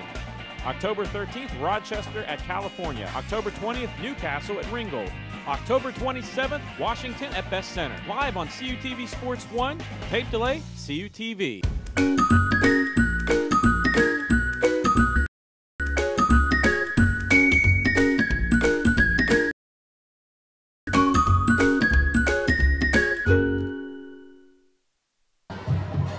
And welcome back to Joe Montana Stadium, the home of the Ringgold Rams. Newcastle just put more points on the board to make this ball game 13-0 over the home dog Rams. And this one is going to go at the 1 yard line. Nope. It's going to be called a touchback, and that one was pretty darn close. That's one of the better kicks we've seen here today so far, Steve, but we're going to take a look once again at that touchdown. Hard right kick, went to the end zone, touchback. And here it is, as I said, number 33, punching it in for 6 points, Josh Thomason. And that's exactly how Newcastle got on the board again in this game. The ball's going to be on the 20-yard line for the Ringgold Rams. Their offense has struggled so far tonight on their senior night. Nonetheless, Isel has 2 receivers to his left, 1 to the right. He's going to throw this. It's going to be a screen just out of the reach of the receiver. It's going to bring up a 2nd and 10.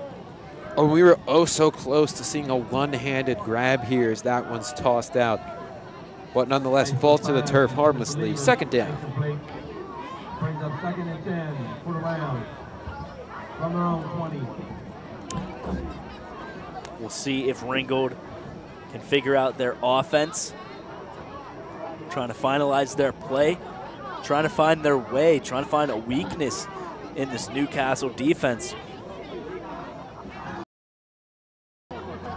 2 receivers.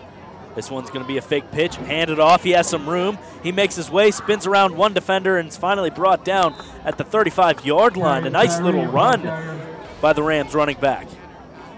Yeah, and he really, once again, Darius Tyree, making his way up the field. And Steve, the speed of these kids really never seems to fail to astound me, because I don't think I could see myself running that fast. Absolutely not. I'm right there with you. Those pads and having the awareness as well to find those holes.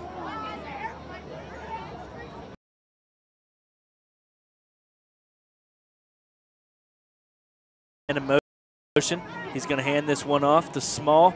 Small puts his head down, rams his way into that line for, sorry, that was Tyrese Youngblood, for a gain of 4. It's going to bring up a 2nd and 6.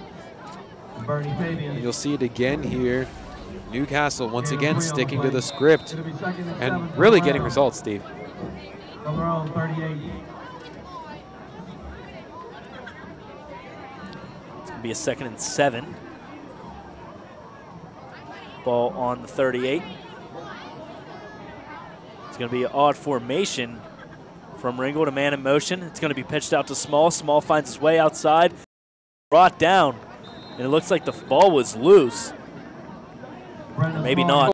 Stood no chance on that sweep there. That was sniffed out indefinitely right from the snap. A good job of this Hurricanes defense. And they're not going to give him a gain of anything. It's going to bring up a 3rd and 7. It'll be 3rd and 7 for the Rams from their own 38.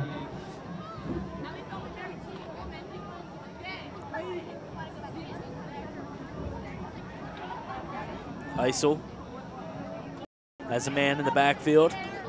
2 receivers to his Massajuski. Massajuski picks up the 1st down and more, finally stepping out of bounds at around the 48-yard line.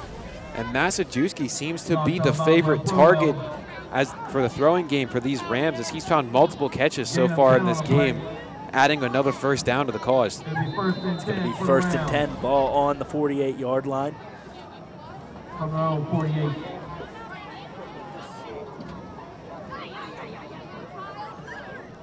Ringgold Rams finally getting those juices flowing, finding their mojo on offense. There's going to be 3 receivers out there. They're going to go on the ground. It's going to be Small. Small is swarmed by a couple Canes players. He's going to be brought down. Possibly a gain of 1 or maybe nothing on this last play. And Small has loomed large here today for this Rams offense, continuing to play up the field. It's going to bring up a 2nd and 10. There was no gain on that last play. Ball on the 48-yard line. Newcastle's defense staying strong defensively, not getting this Ringgold Rams offense going. Shutting down their run game on that last play. Man in motion. This one's going to be fumbled. It's going to be picked. Just falls on top of that. That could have been trouble for the Rams. Yeah, that was dangerous indeed, and very good awareness there to fall on top of that ball to keep havoc from ensuing. As you'll take a look at it here again, looks maybe like a little bit of miscommunication on the snap, and Isel does a good job of jumping on top of that. And I don't know where that snap went wrong, because that ball kind of fell to the right of the line. I just don't know how that play could have ensued.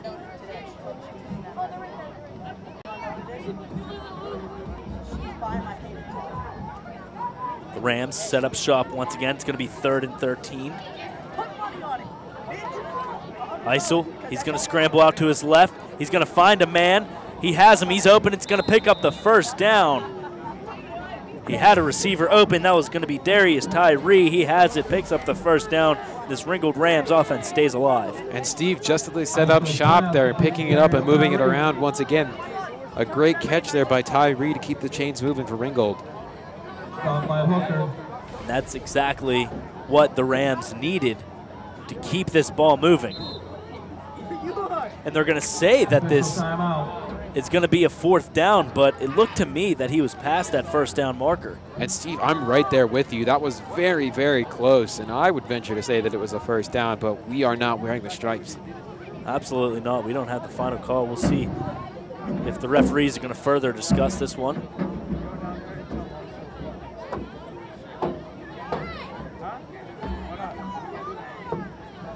And the Ringgold Rams, just when their offense got moving, they're going to move the sticks out and measure this one. And that looks like that's a 1st down. Very close. Actually, no, they're going to adjust this one a little further, and it is going to be a 1st down. See, I knew my eye wasn't wrong. Our intuition is wrong here today on this fantastic Friday night for football. The Rams offense stays alive. It's going to bring up a 1st and 10. That ball is going to be on 43-yard line.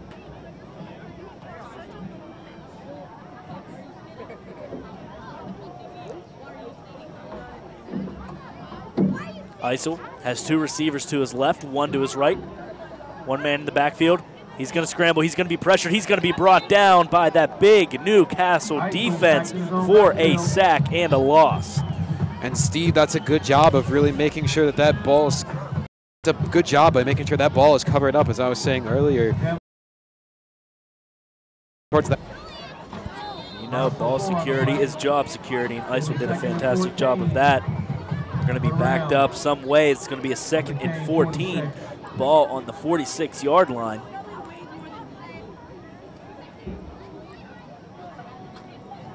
It's going to be I formation. 2 receivers to Isel's right, 1 to his left. He's going to hand this one off to Youngblood. Youngblood powers. Tyrese Youngblood, your ball carrier. Line of scrimmage. It's going to bring up a 3rd and 7. Yes, and there you'll see on your screen is Youngblood plowing his way up the field and making a nice gain. 3rd and 7.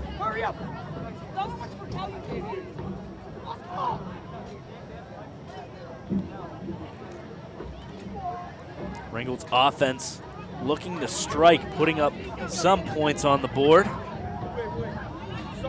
2 receivers to the right, 1 to the left.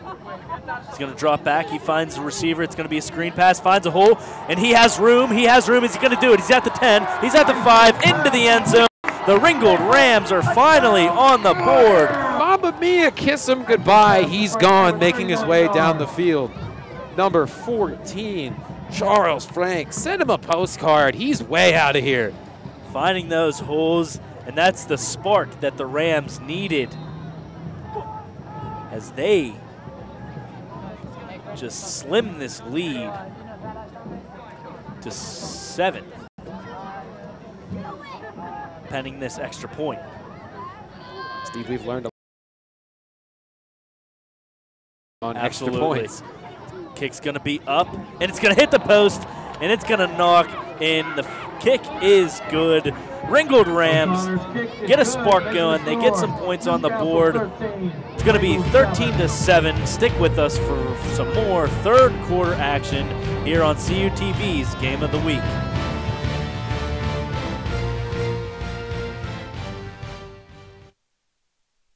CUTV News Center is California University of Pennsylvania's award-winning student television newscast. Your source for live, local, late-breaking news. Forecast from the CalU Weather Center. The region's latest entertainment news. Vulcan sports highlights and regional scoreboards with television news coverage you can't get anywhere else. Watch it live Thursdays on CUTV and on demand. CUTV News Center. Online all the time.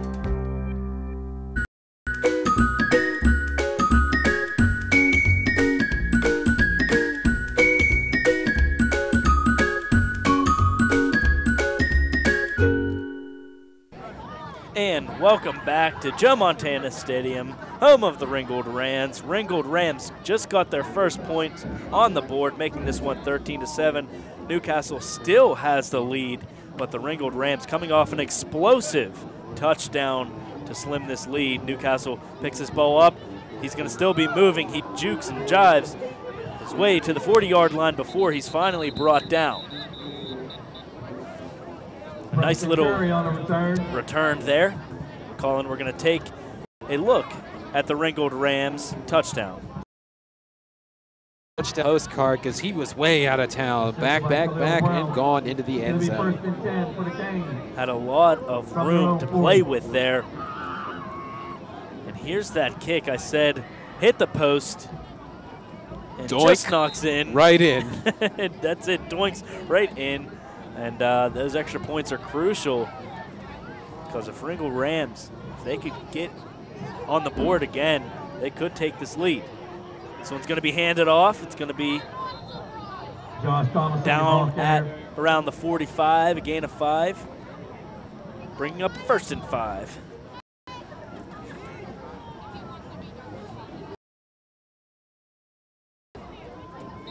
As we get a nice little look into the Newcastle huddle here. Again, 6 on the play.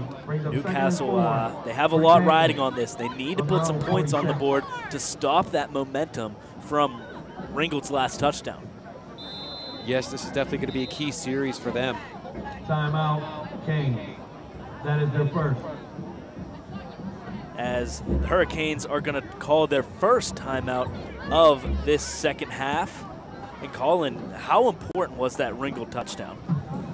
Well, basically that touchdown got them essentially right back into the game, and they are really just a step or two away from making this a game. And as I alluded to earlier in the broadcast, the second part of the big 3 of our internet is California University Television on Facebook, home of the always famous Facebook Lives. He's our Facebook guy. He knows the ins and outs. Colin and I have created a Facebook page just recently. We have. The Potato Chip Podcast. If you want to go ahead and give that a like, as well as California University Television. Anthony has been helping us out with that. Big ups to him, as he knows the ins and outs of that social media platform. It's a Cracker Jack podcast, even though it's about chips. There you go. There you go. Needless to say, Anthony is also our director guy this evening, and he is doing a fantastic job at that. Newcastle making their way back on offense. It's going to be handed off, and he's going to pick up maybe 2 on this play. Give them a 3rd and 3 coming up. 3rd and 3. It's a big series here for Ringgold. If they can shut this down and get the ball back, they might. Yeah, you never know. I mean, if Ringgold can stop them here, force a 3 and out, Ringgold is right back into this game.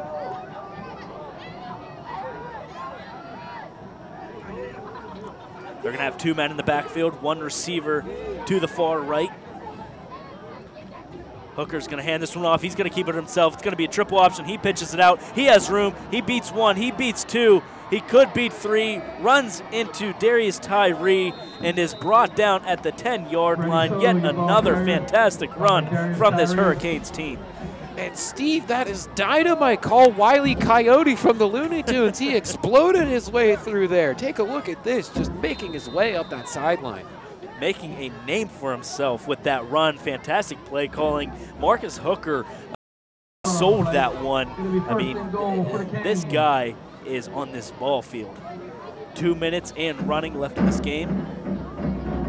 Newcastle lining up to score yet another touchdown. They have the lead 13-7. Hooker's going to keep this one on the ground. He has a hole. He beats 1. He beats 2. He's trying to slip his way into the end zone. He does. The Hurricanes are back on the board after answering Ringgold's last touchdown. And as you'll take a look at this replay here, Hooker does a little bit of the pirate peg leg jam here with a little bit of jumpers to push his way through. Hop, hop, hop. Hop this time. Take it back now, y'all. And they don't want to take that one back as it's 19-7 pending this extra point. It's up, splits the upright, and good. Newcastle, they take a 13-point lead with 1:47 left in this 3rd quarter. Stick around because we have some more 3rd quarter action after this break here on CUTV.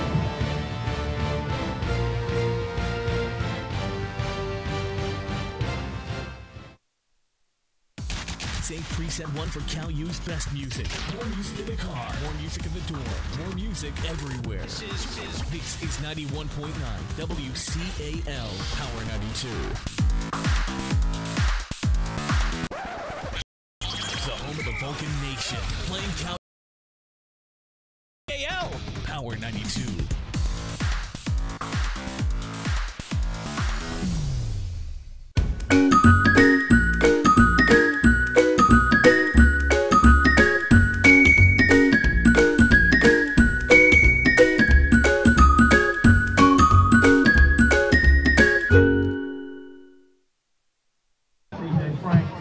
Welcome back to Joe Montana Stadium in Ringgold, Pennsylvania. Newcastle taking that 13-point lead just before that break with a very impressive Marcus Hooker touchdown to make this score 20-7. Newcastle kicks this one off. It's going to be a squib kick again. They have had some luck out of it.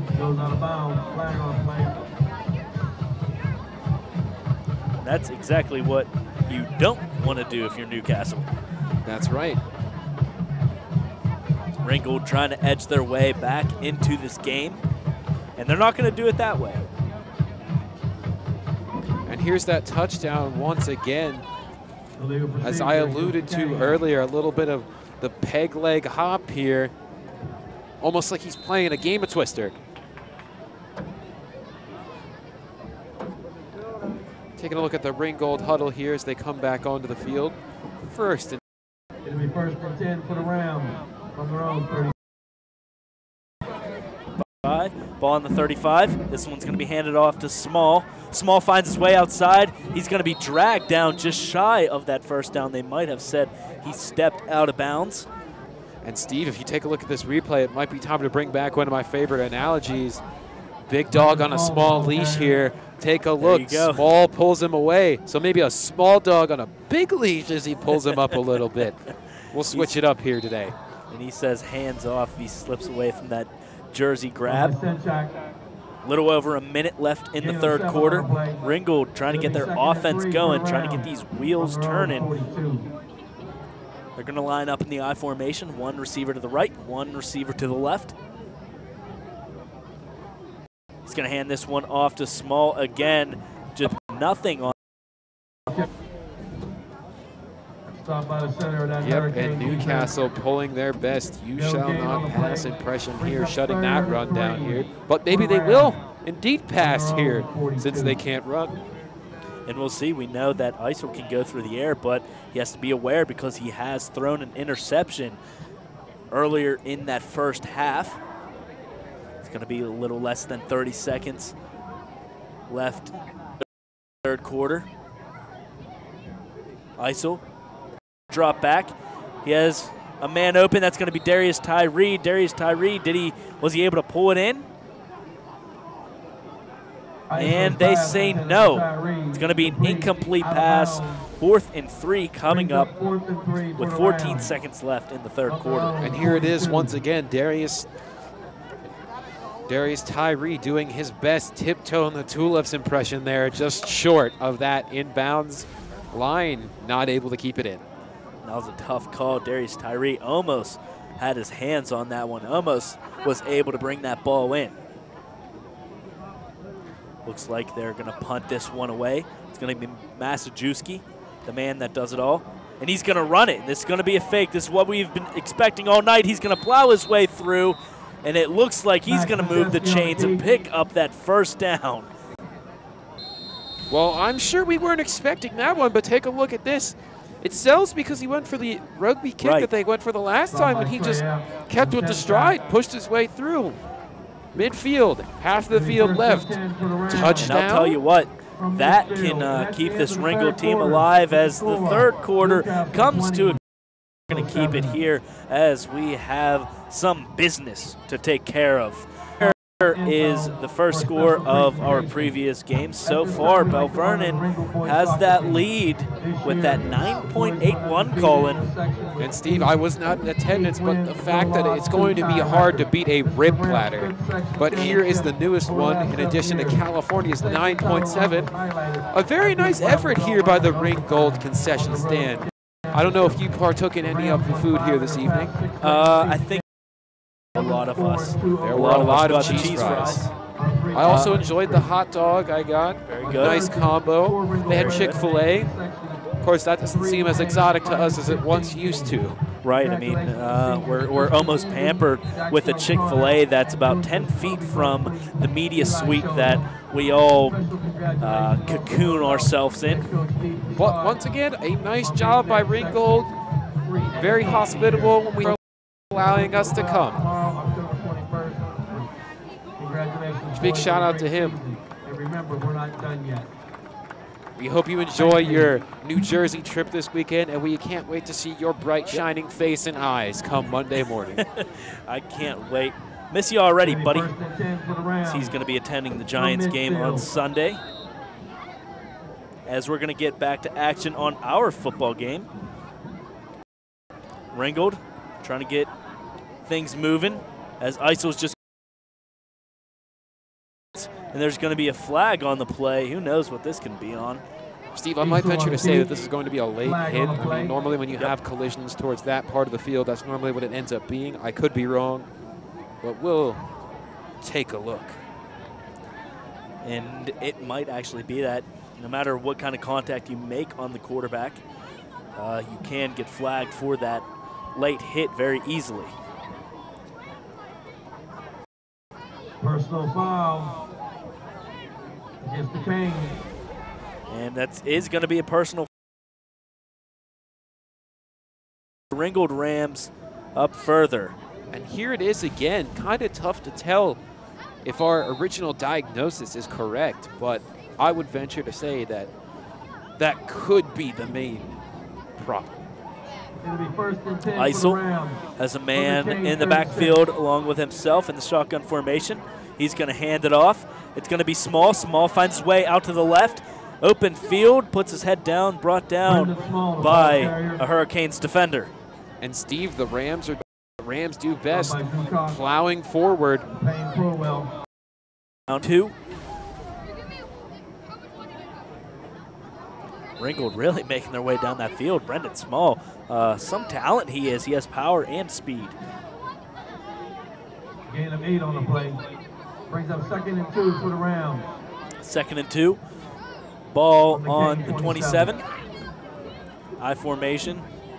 Eisel's going to hand this one off to Small again. Small with a man on his back, powers through, picks up the first down. That's actually going to be Tyrese Youngblood picking up the first down for the Rams. Maybe we can call them the battling Batter-Rams here after 5 times fast. I can't. As they both are just putting their head down and ramming their way through that defensive line of the Newcastle Hurricanes. No pun intended. Absolutely no pun intended. With us? No, puns are never intended. Eisel has 2 receivers to his right, 2 to his left, and this one's going to be called. Flag on play.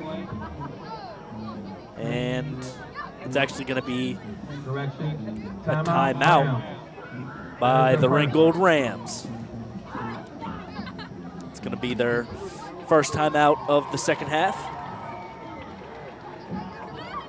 As, Colin, is the very rare in this game that Ringgold has shown some signs of life on offense. And they scored early to score again, and we're going to take a quick second to look at our upcoming broadcast. We already talked about California. We're going to be traveling to Gannon and that Washington at Beth Center game, and then in 2 weeks, in a week, we have Mercyhurst at California. It's interesting to look at that Cal schedule and see both Erie teams. As I said, both Erie teams back-to-back on the schedule. Yeah, and luckily we don't have to travel to Mercyhurst. That 2 weeks in a row, that would have been a little rough. On the Cane, 22. Ball in the 21-yard line. It's going to be 1st and 10. Eisel hands this one up to Small. Small has room on the right side. Brought down at around the 10-yard line. This Rams offense is showing some life right now. And here's that run once again, moving his way up to the right side, bouncing off. It's almost like a game of pinball out there. He's bouncing around off the bumpers. First down, Rams. 1st and 10 for the Rams on the Cane 11. Going to be a 1st and 10, ball on the 11-yard line. They do have a chance to pick up first down. Not quite 1st and goal yet. It's going to be an it's going to be handed off. Picks up a few yards, and it's going to be a fumble. We'll see who picked this one up. Fumble on the exchange. And judging by the reactions, I'd imagine that Ringgold picked this one up because no one on the Newcastle team was celebrating. Here it is once again. It almost looks like that ball got booted by Small there and rolled up around.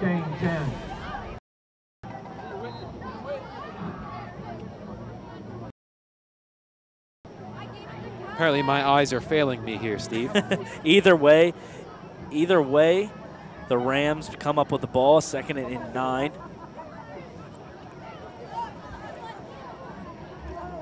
Two wide receivers to the left, one to the right.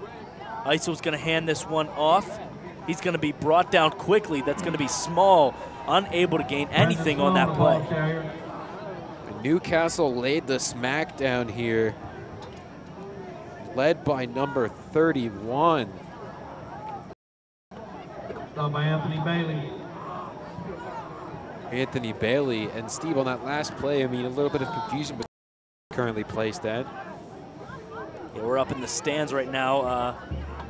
One of few games that we're broadcasting outside for high school football. It's a little chilly. The hands are a little cold. But, they don't call sports broadcasting the #1 contact sport in America for nothing. Well, I like being outside because it really connects you to the atmosphere. We get to hear student sections go crazy and different songs come flooding down. We get to hear the latest gossip of what's going on in the high schools as well. Oh, that's right. We do get to hear that as well. My favorite part. And here it is, the final part at Big 3. CUTV Sports 1.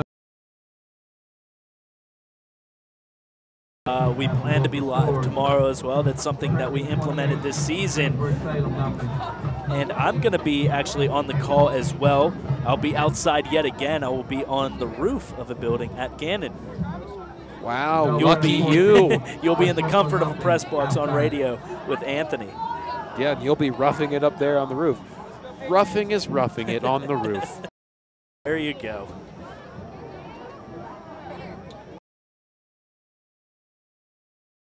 Once again, puns aren't intended. They just happen. They just happen. It's along with the broadcast. It just flows. Ringgold, ball on the 11. It's going to be a 3rd and 10. They had a loss about 1 on that last play.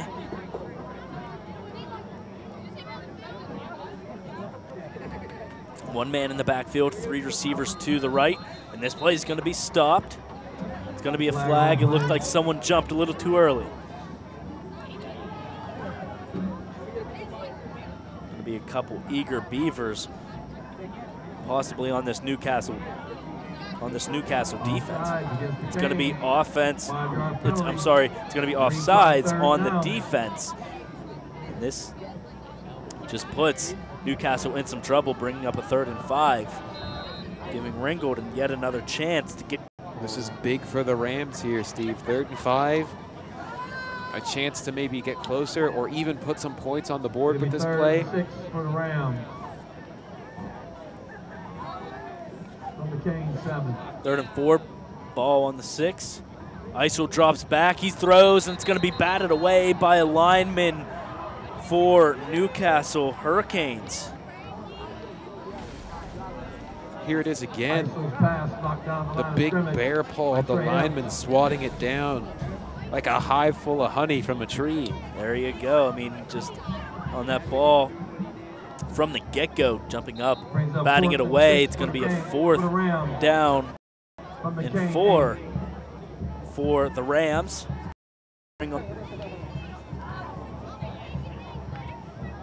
And I do believe that they're going to keep the offensive unit out on the field. They indeed will. And the snap's a little bit low. It's mishandled, covered up by the quarterback, and unfortunate for Ringgold. That's going to be a turnover on downs. Sorry, I was out of my game on that one. Just something you don't want happening while going for it on 4th down. A bad snap, a bad handle, giving the ball right back to Newcastle. And Steve, giving the ball back to Ringgold here allows them to really just sit on this ball and continue to push it upfield and really run that clock down. The clock is right now. Yeah, I mean, if they can pick up some 1st downs, I mean, they could easily this clock. And with the likelihood of Marcus Hooker, as he hands this one off, thought he would keep it himself. He picks up the 1st down and more. Gets to about the 30-yard line. That's going to be number 33 once again. Josh Thomason making his way up the field. He had some room as this clock is going to keep ticking. Picking up that 1st down was huge. Ball on the 30-yard line, bringing up a 1st and 10 for the Newcastle Hurricanes. One receiver out there. It's going to be handed off. It's going to be mishandled and fumbled by Hooker. Hooker jumps right on it. Would have been trouble for the Hurricanes. Oh, and what could have been for this defense back up relatively close to that red zone, but alas, none for them. Rams couldn't get lucky on that play. They miss an opportunity to jump on that Newcastle mistake, bringing up a 2nd and 12.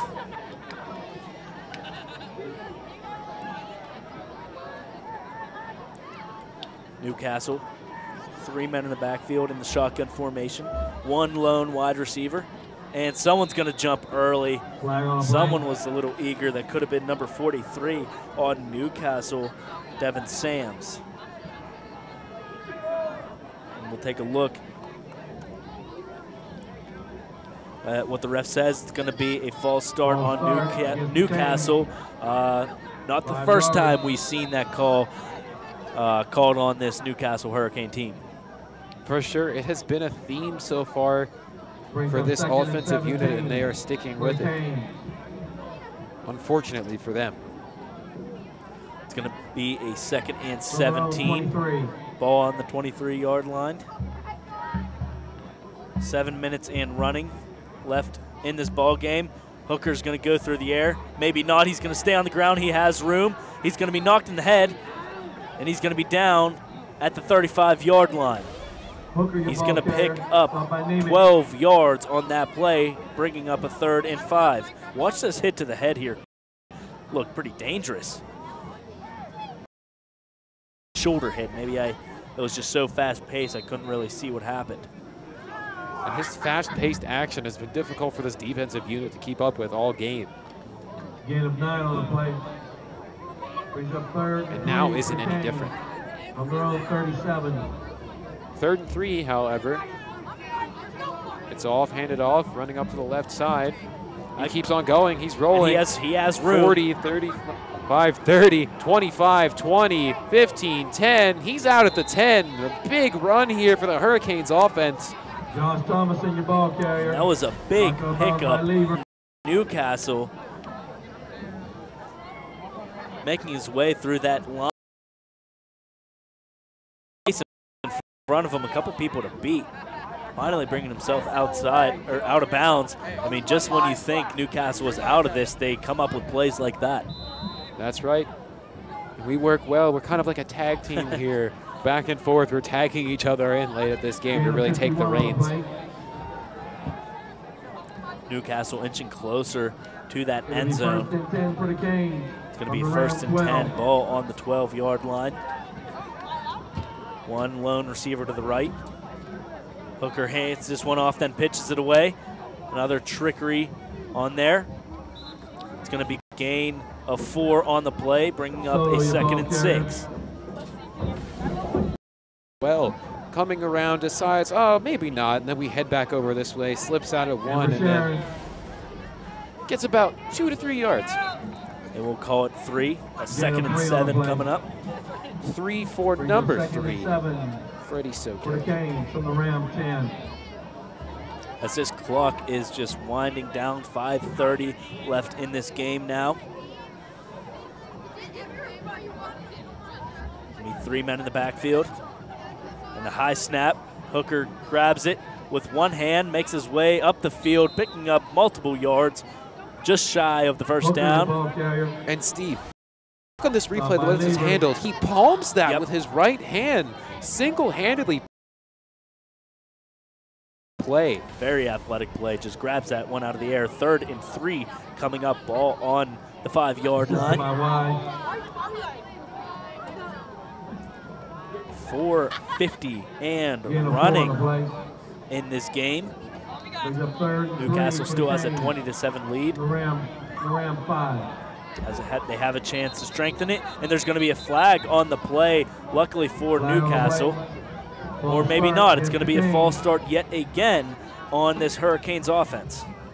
Oh, and they just keep stopping the clock, hurting their own cause here as they're trying to eat as much time off as they can. Chance to burn some more clock out. Maybe not. Maybe they do want to get in the end zone and bury this game. It'll be 3rd and 8 for the Canes. Either way, it's going to be 4:30 left in the game. 3rd and 8. Ball on the 10-yard line now.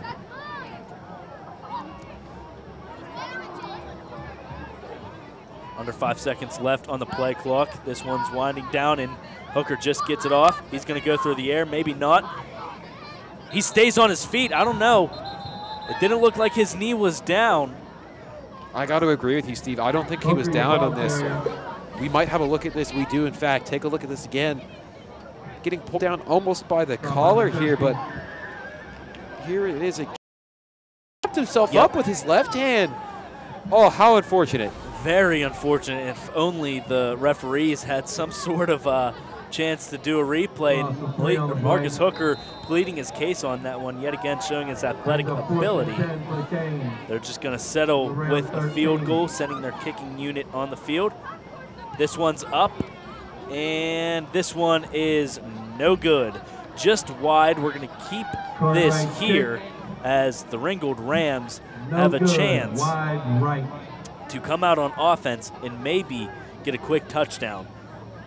Yeah, Lightning's going to have to strike for this Ringgold team if they want to have any chance of staying alive in this game. As I rudely interrupt Steve, I'm very sorry, but here's that look once again. We'll head to Washington at Beth Center. And I do believe, Steve, you may or may not be on top of something again to call another game there. It's still a game time decision, not sure. I might be going home that weekend, so we'll see if I'm at that one. Isel decides to go through the air, and that one's going to be short just in front of his intended receiver, Darius Tyree. Isel's pass intended for Tyree. Incomplete. And they're attempting to get off the ground here, as a smart situation would be with only 3:23 left in the game. They want to airmail this one. Next day air and get it into the end zone. Maybe not even next day air, overnight air. Absolutely. Get that expedited shipping, I guess you could call it. Two wide receivers, one to the left, one to the right. Sorry, two to the left of Isel. Small as a man in motion. Isel drops feeling the pressure. He's going to keep it himself. He's going to go on the ground. He's just going to slide out the 17-yard line. And this is a good job right here to be able to stay elusive and be a little slippery and get out there and make a little bit of something out of nothing. Gain of 5 on the play. And he'll actually be at the 17-yard line. A gain of 5. 3rd and 5 coming up. From their own 17. We'll see if the Rams go through the air. They have 3 men to the right, the left. And they will. More. The ball is going to be at about the 27-yard line. Call it the 26. Once again, a nice sling out. Once again, we've been calling his name a lot during the game. That's number 8, Maxon Masajewski, the tight end, making himself known once again on this drive. Isel drops back again. It's going to be a screen pass to Tyree. Tyree finds his way up the sideline. He's going to be knocked out of bounds at about the 38-yard, 12 on the play. And take a look at Tyree making his best Usain Bolt impression here, booking it up the field. Super quick. Very quick indeed, as this Ringgold team has some planning to do. Going to be 1st and 10 for the Rams. Trying to get down the field as quickly as possible. They still have 2 timeouts remaining. Isel drops back. He has a receiver. It's going to be Brendan Small. Small finds his way to the right side of the field. He bounds at about the 37-yard line. A big game from Brendan Small. Just a check down pass, and Small is away and going and finds some room and down the field. And Steve, that's the power of the screen pass right there. Just really making his way down the field, following his blocks, cutting back, doing a fantastic job of keeping those chains moving late in this game in hopes of keeping the dream alive. Absolutely, just above 2 minutes left to play in this game. Isel has Small right next to him, has 2 receivers to his right, 2 to his left. He's going to go through the air. He scrambles to the right. He has some room, throws downfield, and it's going to be over the receiver's head and out of bounds, bringing up a 2nd and 10. And Steve, it almost looks like Darius Tyree wasn't expecting that pass as you saw him throw his hands up in the air. It almost looks like he wasn't expecting it. That indeed just went right over his head. 1:57 left in this game.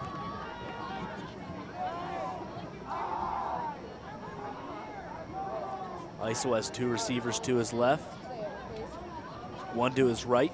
Brendan Small joins him in the backfield. It's going to be a fake handoff. A pass out to the left, has some room, brought down at around the 22-yard line.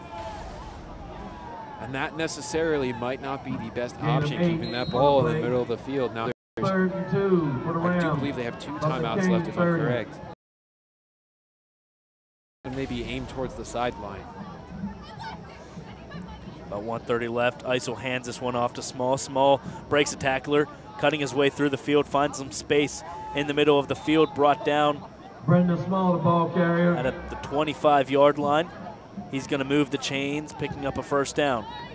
And that's a bold decision there, Steve, to keep the ball on the ground with such little time left in this game. But the gamble pays off. First down. 1:17 left in the game.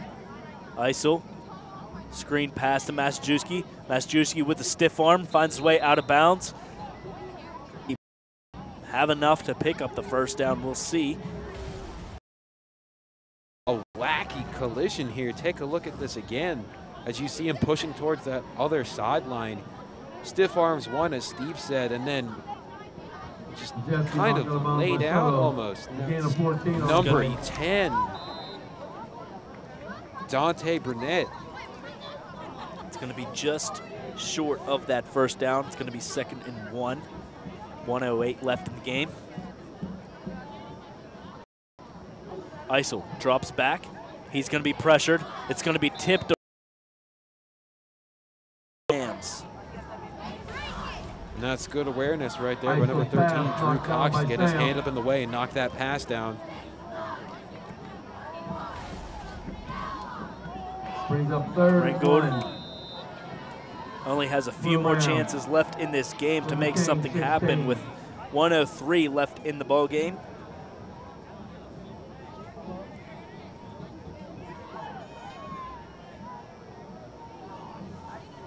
This one's going to be handed off. I'm sorry, no. Isel's going to hang on to it. He finds his receiver. He's going to be knocked out of bounds, picking up the first down and more.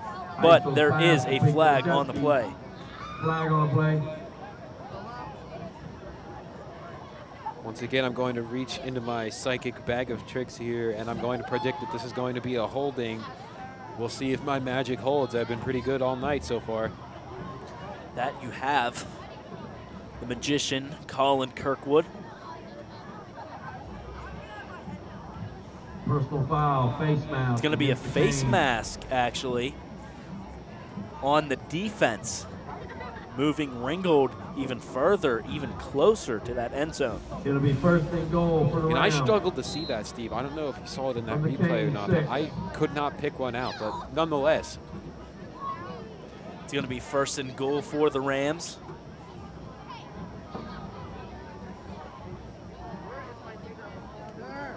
The Rams have a chance with 1 minute left to get another score on the board. They go to Masajewski. Can't get to the end zone. He's going to be brought down at around the 2-yard line. we're going to have a timeout, which leaves the Rams with 1. Here's the catch once again. Closer and closer. They're knocking on the door. That they are. 50 seconds left in this game. Ringgold still trails by 13. It's 20-7 in favor of the Newcastle Hurricanes.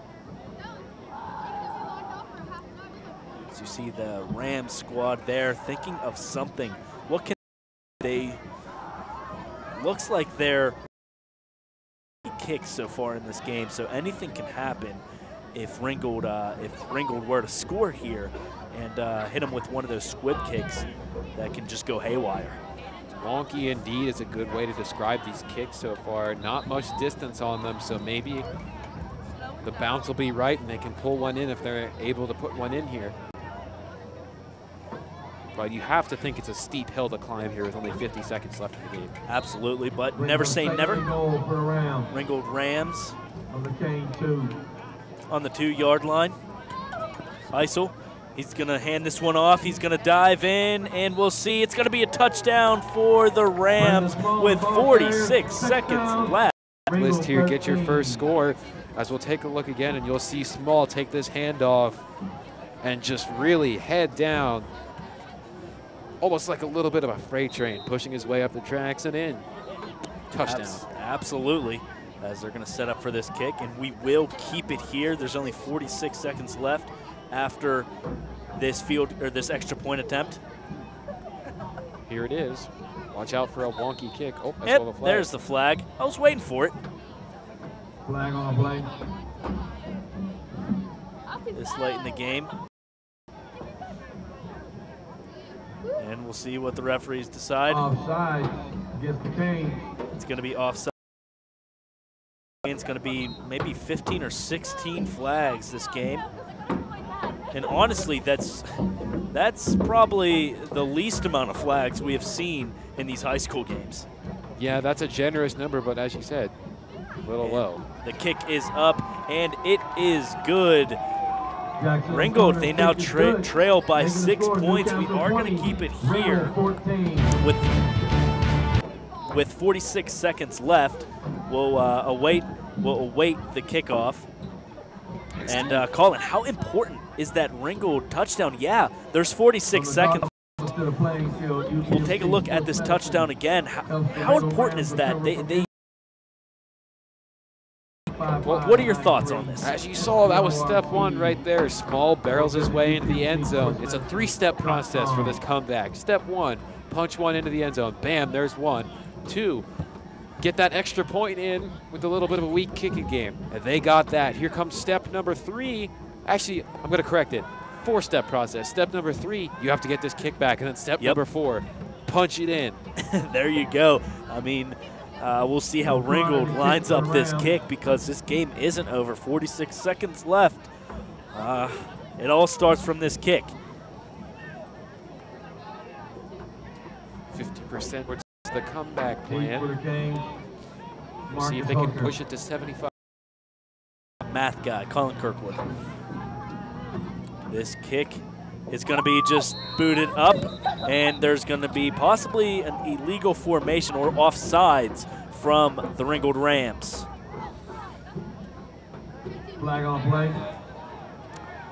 As we await the final decision that the referees have, as they will discuss, taking their good old time.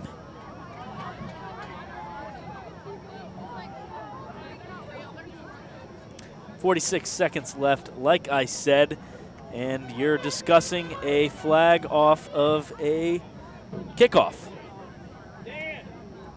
Not exactly what I would do. And we'll see.